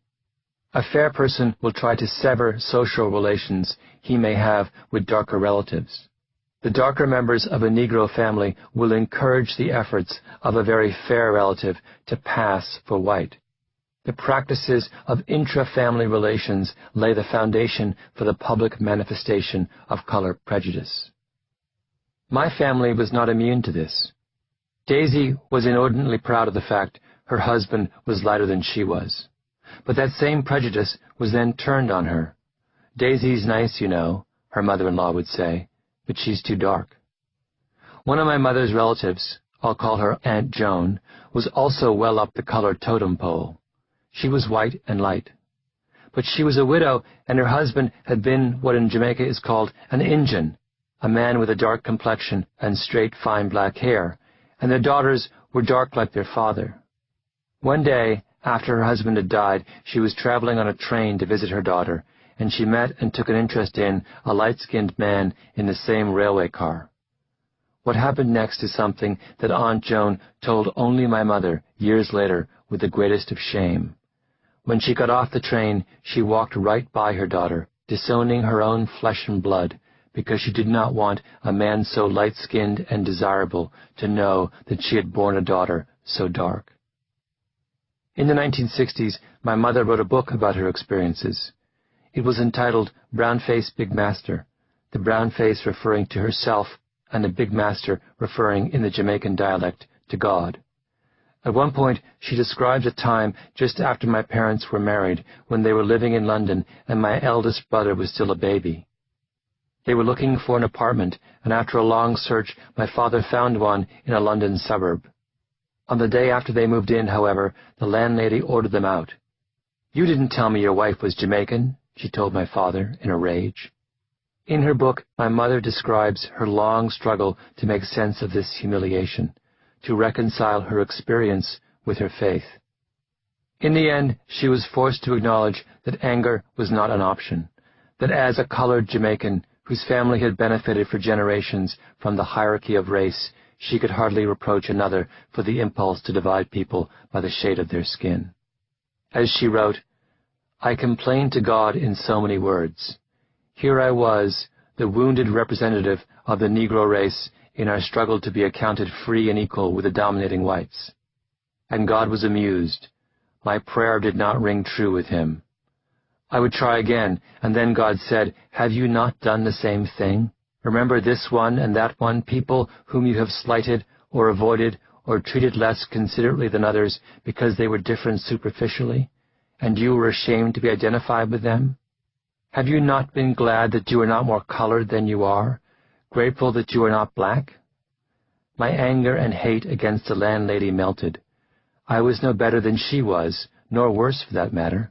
We were both guilty of the sin of self-regard, the pride and the exclusiveness by which we cut some people off from ourselves. It is not easy to be so honest about where we're from. It's simpler to look at Joe Flom and call him the greatest lawyer ever, even though his individual achievements are so impossibly intertwined with his ethnicity, his generation, the particulars of the garment industry, and the peculiar biases of the downtown law firms. Bill Gates could accept the title of genius and leave it at that. It takes no small degree of humility for him to look back on his life and say, "I was very lucky." And he was. The Mothers Club of Lakeside Academy bought him a computer in 1968. It is impossible for a hockey player, or Bill Joy, or Robert Oppenheimer, or any other outlier for that matter, to look down from their lofty perch and say with truthfulness, "I did this all by myself." Superstar lawyers and math whizzes and software entrepreneurs appear at first blush to lie outside ordinary experience, but they don't. They are products of history and community, of opportunity and legacy. Their success is not exceptional or mysterious. It is grounded in a web of advantages and inheritances, some deserved, some not, some earned, some just plain lucky, but all critical to making them who they are. The outlier, in the end, is not an outlier at all. My great-great-great-grandmother was bought at Alligator Pond. That act, in turn, gave her son, John Ford, the privilege of a skin color that spared him a life of slavery. The culture of possibility that Daisy Ford embraced and put to use so brilliantly on behalf of her daughters was passed on to her by the peculiarities of the West Indian social structure. And my mother's education was the product of the riots of 1937 and the industriousness of Mr. Chance. These were history's gifts to my family.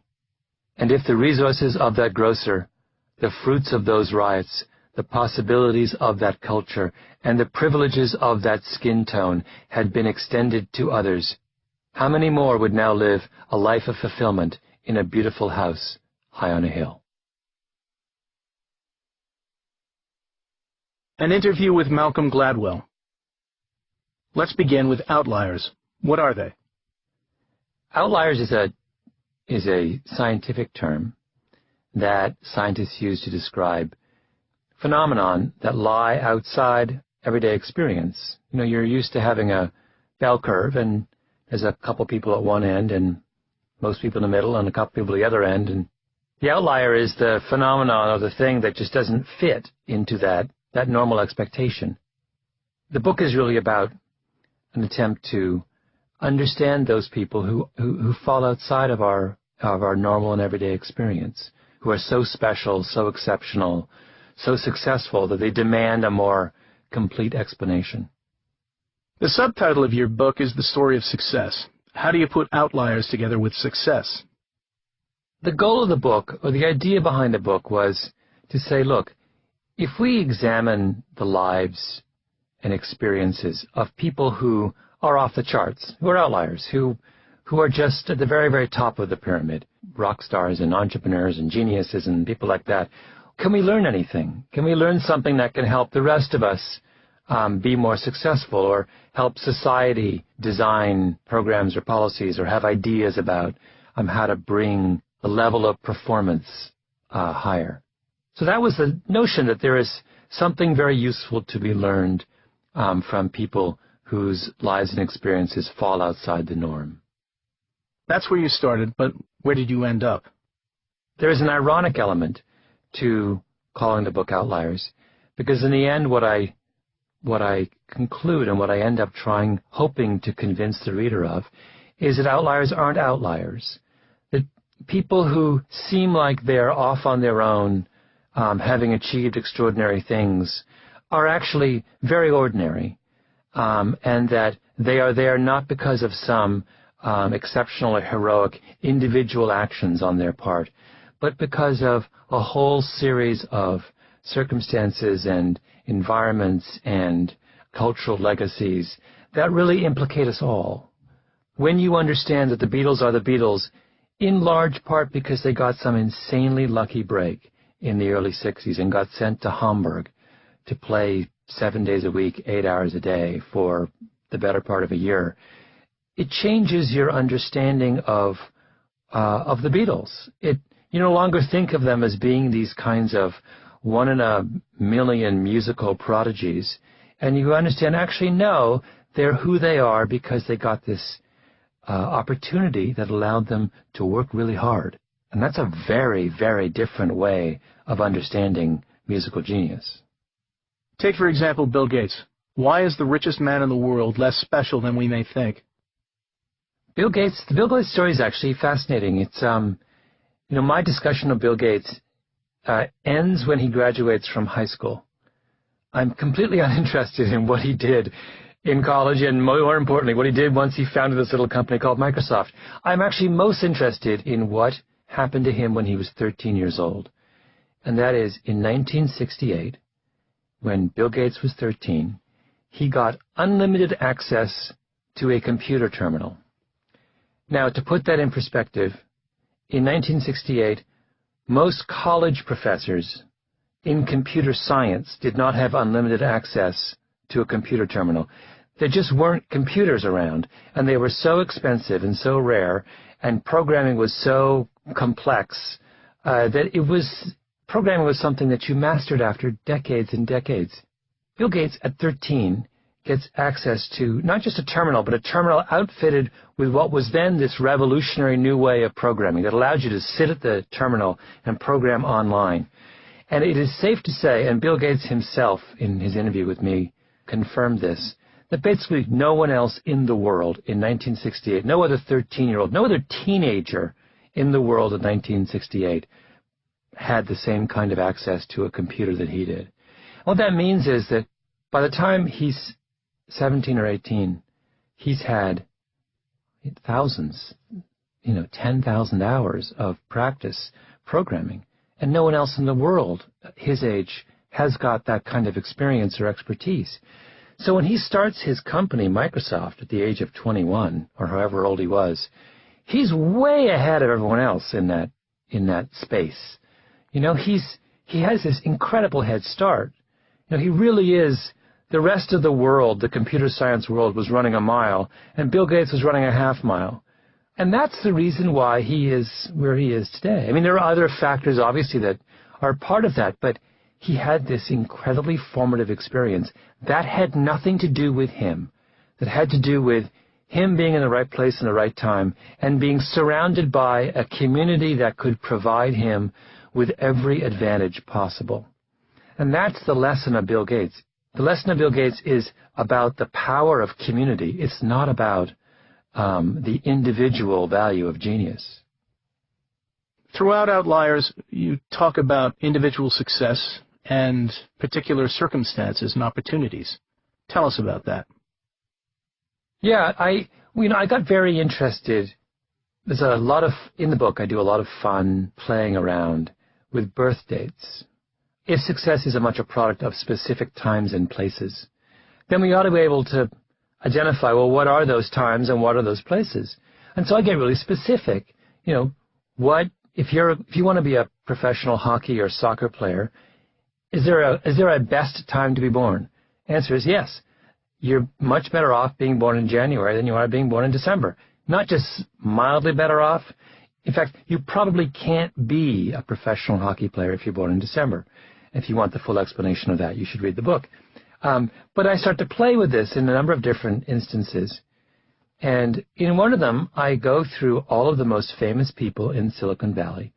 Bill Gates, Bill Joy, who is the guy who basically writes the software that the internet runs on, Steve Jobs, the guys who founded Sun Microsystems. I mean, the list is quite endless, and point out that they all have one really extraordinary thing in common, which is they are all born in 1955 or late 1954. When I say all, I mean all. In fact, the three most famous and important people in the history of personal computing, Steve Jobs, Bill Gates, and Bill Joy, are born within 6 months of each other. Now, that is not a coincidence. I mean, I make the argument in the book that that is hugely significant because it means that they came of age at a moment, they were 21 when the personal computer is invented, and that is the perfect age at which to contemplate the possibilities of a new technology. And if they would have been 18, they wouldn't have ended up where they were, and if they had been 25 in 1976 when this happened, they wouldn't have ended up where they were. We are products of particular environments, and we forget about that. We think that Bill Gates would have been Bill Gates if he'd been born, any time. So not true. And even he will tell you, as will Steve Jobs will tell you, that they owe an extraordinary amount of their success to the very particular mix of circumstances that surrounded their coming of age. So on the one hand, you have these particular circumstances and the opportunities they bring, but you're also interested in the influence of culture. Yeah, I got very interested in the kinds of things that get handed down to us by our culture and by our families. If you believe, as this book does, that no success ever happens by itself. No successful person succeeds just because of their own efforts. They are products of times and places and environments, and it means I think you have to take culture very seriously. And you have to ask yourself, what is it that we inherit from our forebears and from our culture that makes a difference in our lives? And I, for example, have a long chapter about why it is that Asians do so well in math. Right? We every year, every 4 years, there's an international math test given to 7th and I think 9th graders around the world. And every year, kids from Singapore, South Korea, Japan, Taiwan, a couple of other Asian countries, not just mildly outperform the rest of the world, but massively outperform the rest of the world. We're talking about a standard deviation difference, an enormous gap. An issue of the question is, why is that? I mean, this has happened every year for as long as we have tested kids around the world for math ability. Asian kids have destroyed the rest of the world. And at a certain point, you have to stop simply accepting this fact, and you have got to ask yourself, why? And some people have said, it's because Asians have higher IQs than the rest of us, which I think is nonsense. I think there's a much more compelling argument to be made that it has to do with the cultural legacy that Asian kids inherit.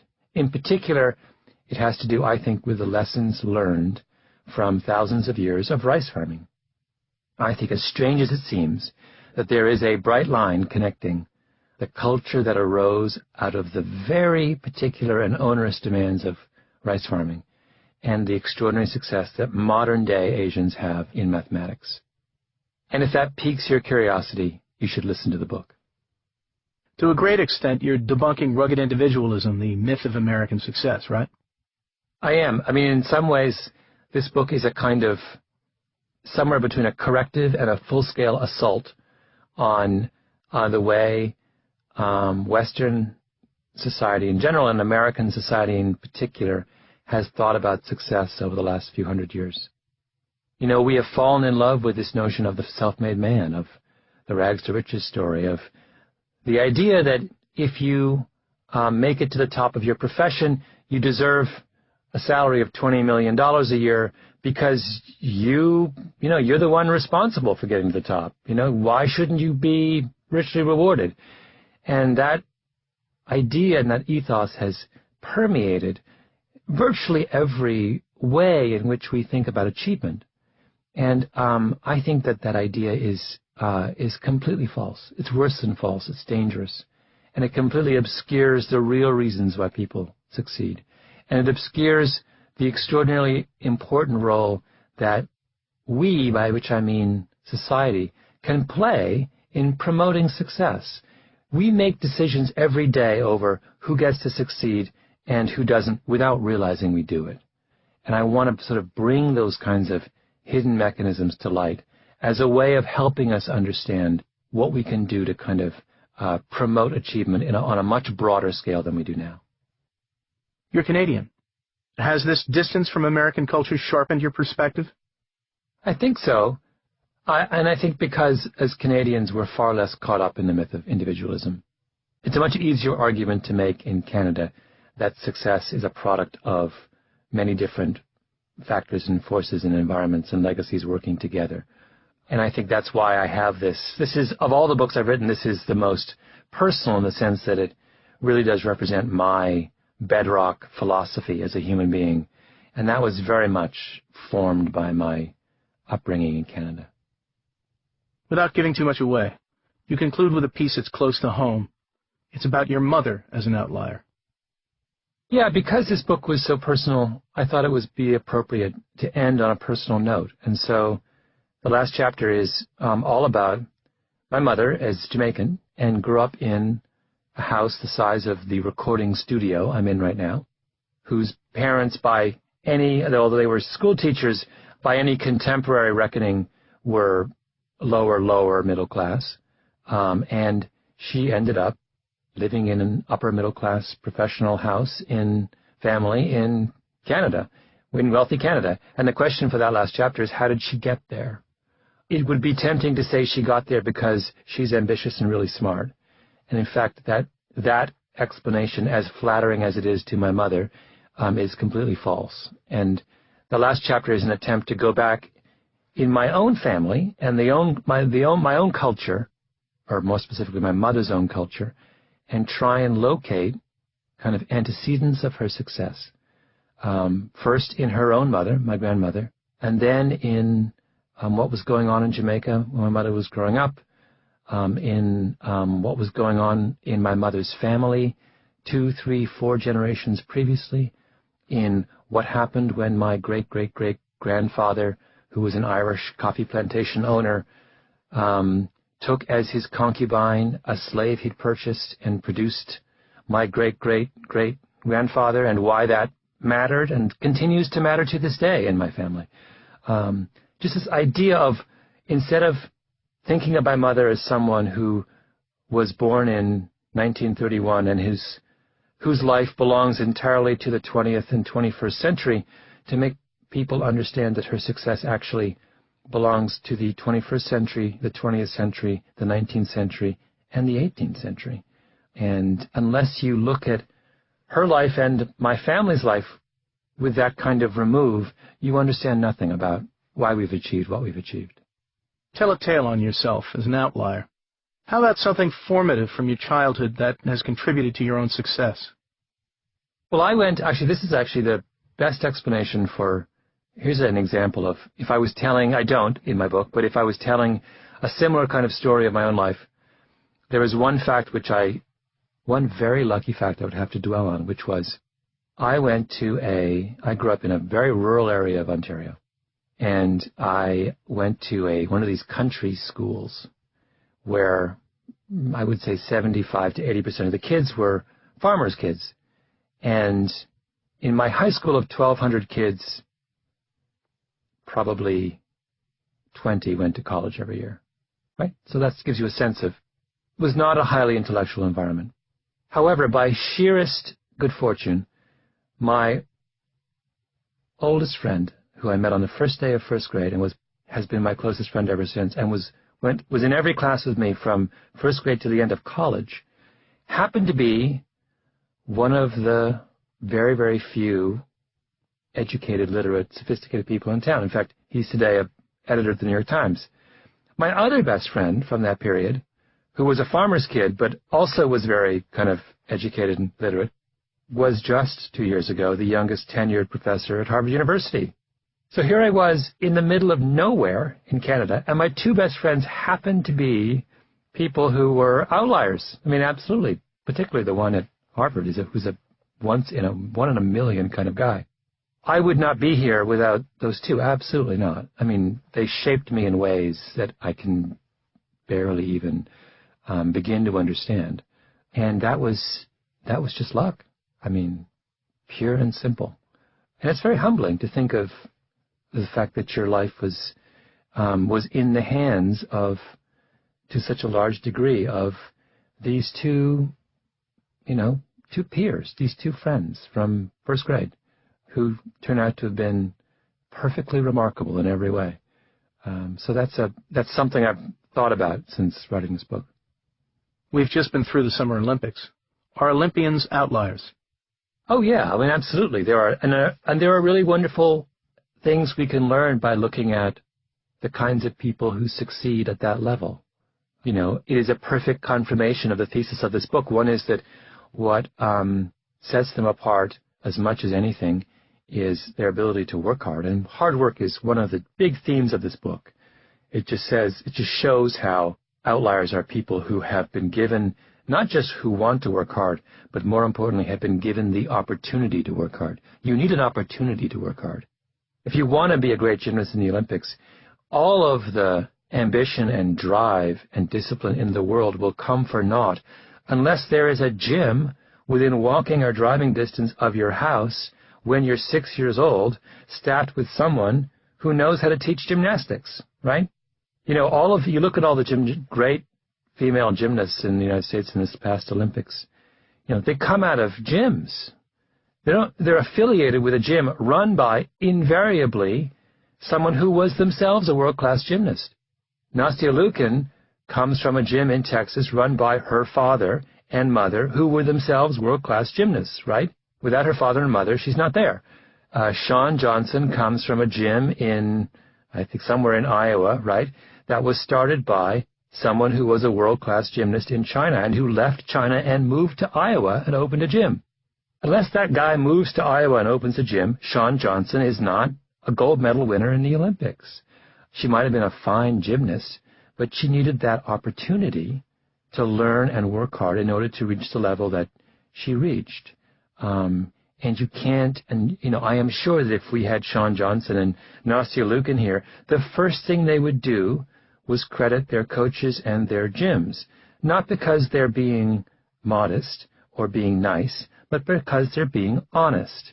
And almost all world-class athletes recognize instantly how critical those kinds of communities of learning were in their own achievement. And that's why they'll always, when you ask them, they'll always start with coach, family, club, and then move on to their own personal gifts and contributions. I can't help but ask about the great string of comedians from Canada. I actually thought of doing a chapter on this. It has to do with, it gets slightly off topic, it has to do with outsiderness. So it's a subset of the same reason why all great comedians are Jewish and black, and that is to be a minority, to be a stigmatized minority, is to be given the comic stance, right? You're constantly looking at this much larger group, and you are allowed to make fun of them because you're not threatening, right? You permit minorities to make light of you because there's no way they can, first of all, they're not powerful enough to threaten you in some way, but secondly, because they're not part of your world, they can be rude, right? The person who you grew up with in your family or who is a close part of your culture, you hold them to a very high standard of behavior. You can't, you have to observe the rules of the community. The person outside the community doesn't have to observe the rules at all, right? Well, comedy is all about not observing the rules.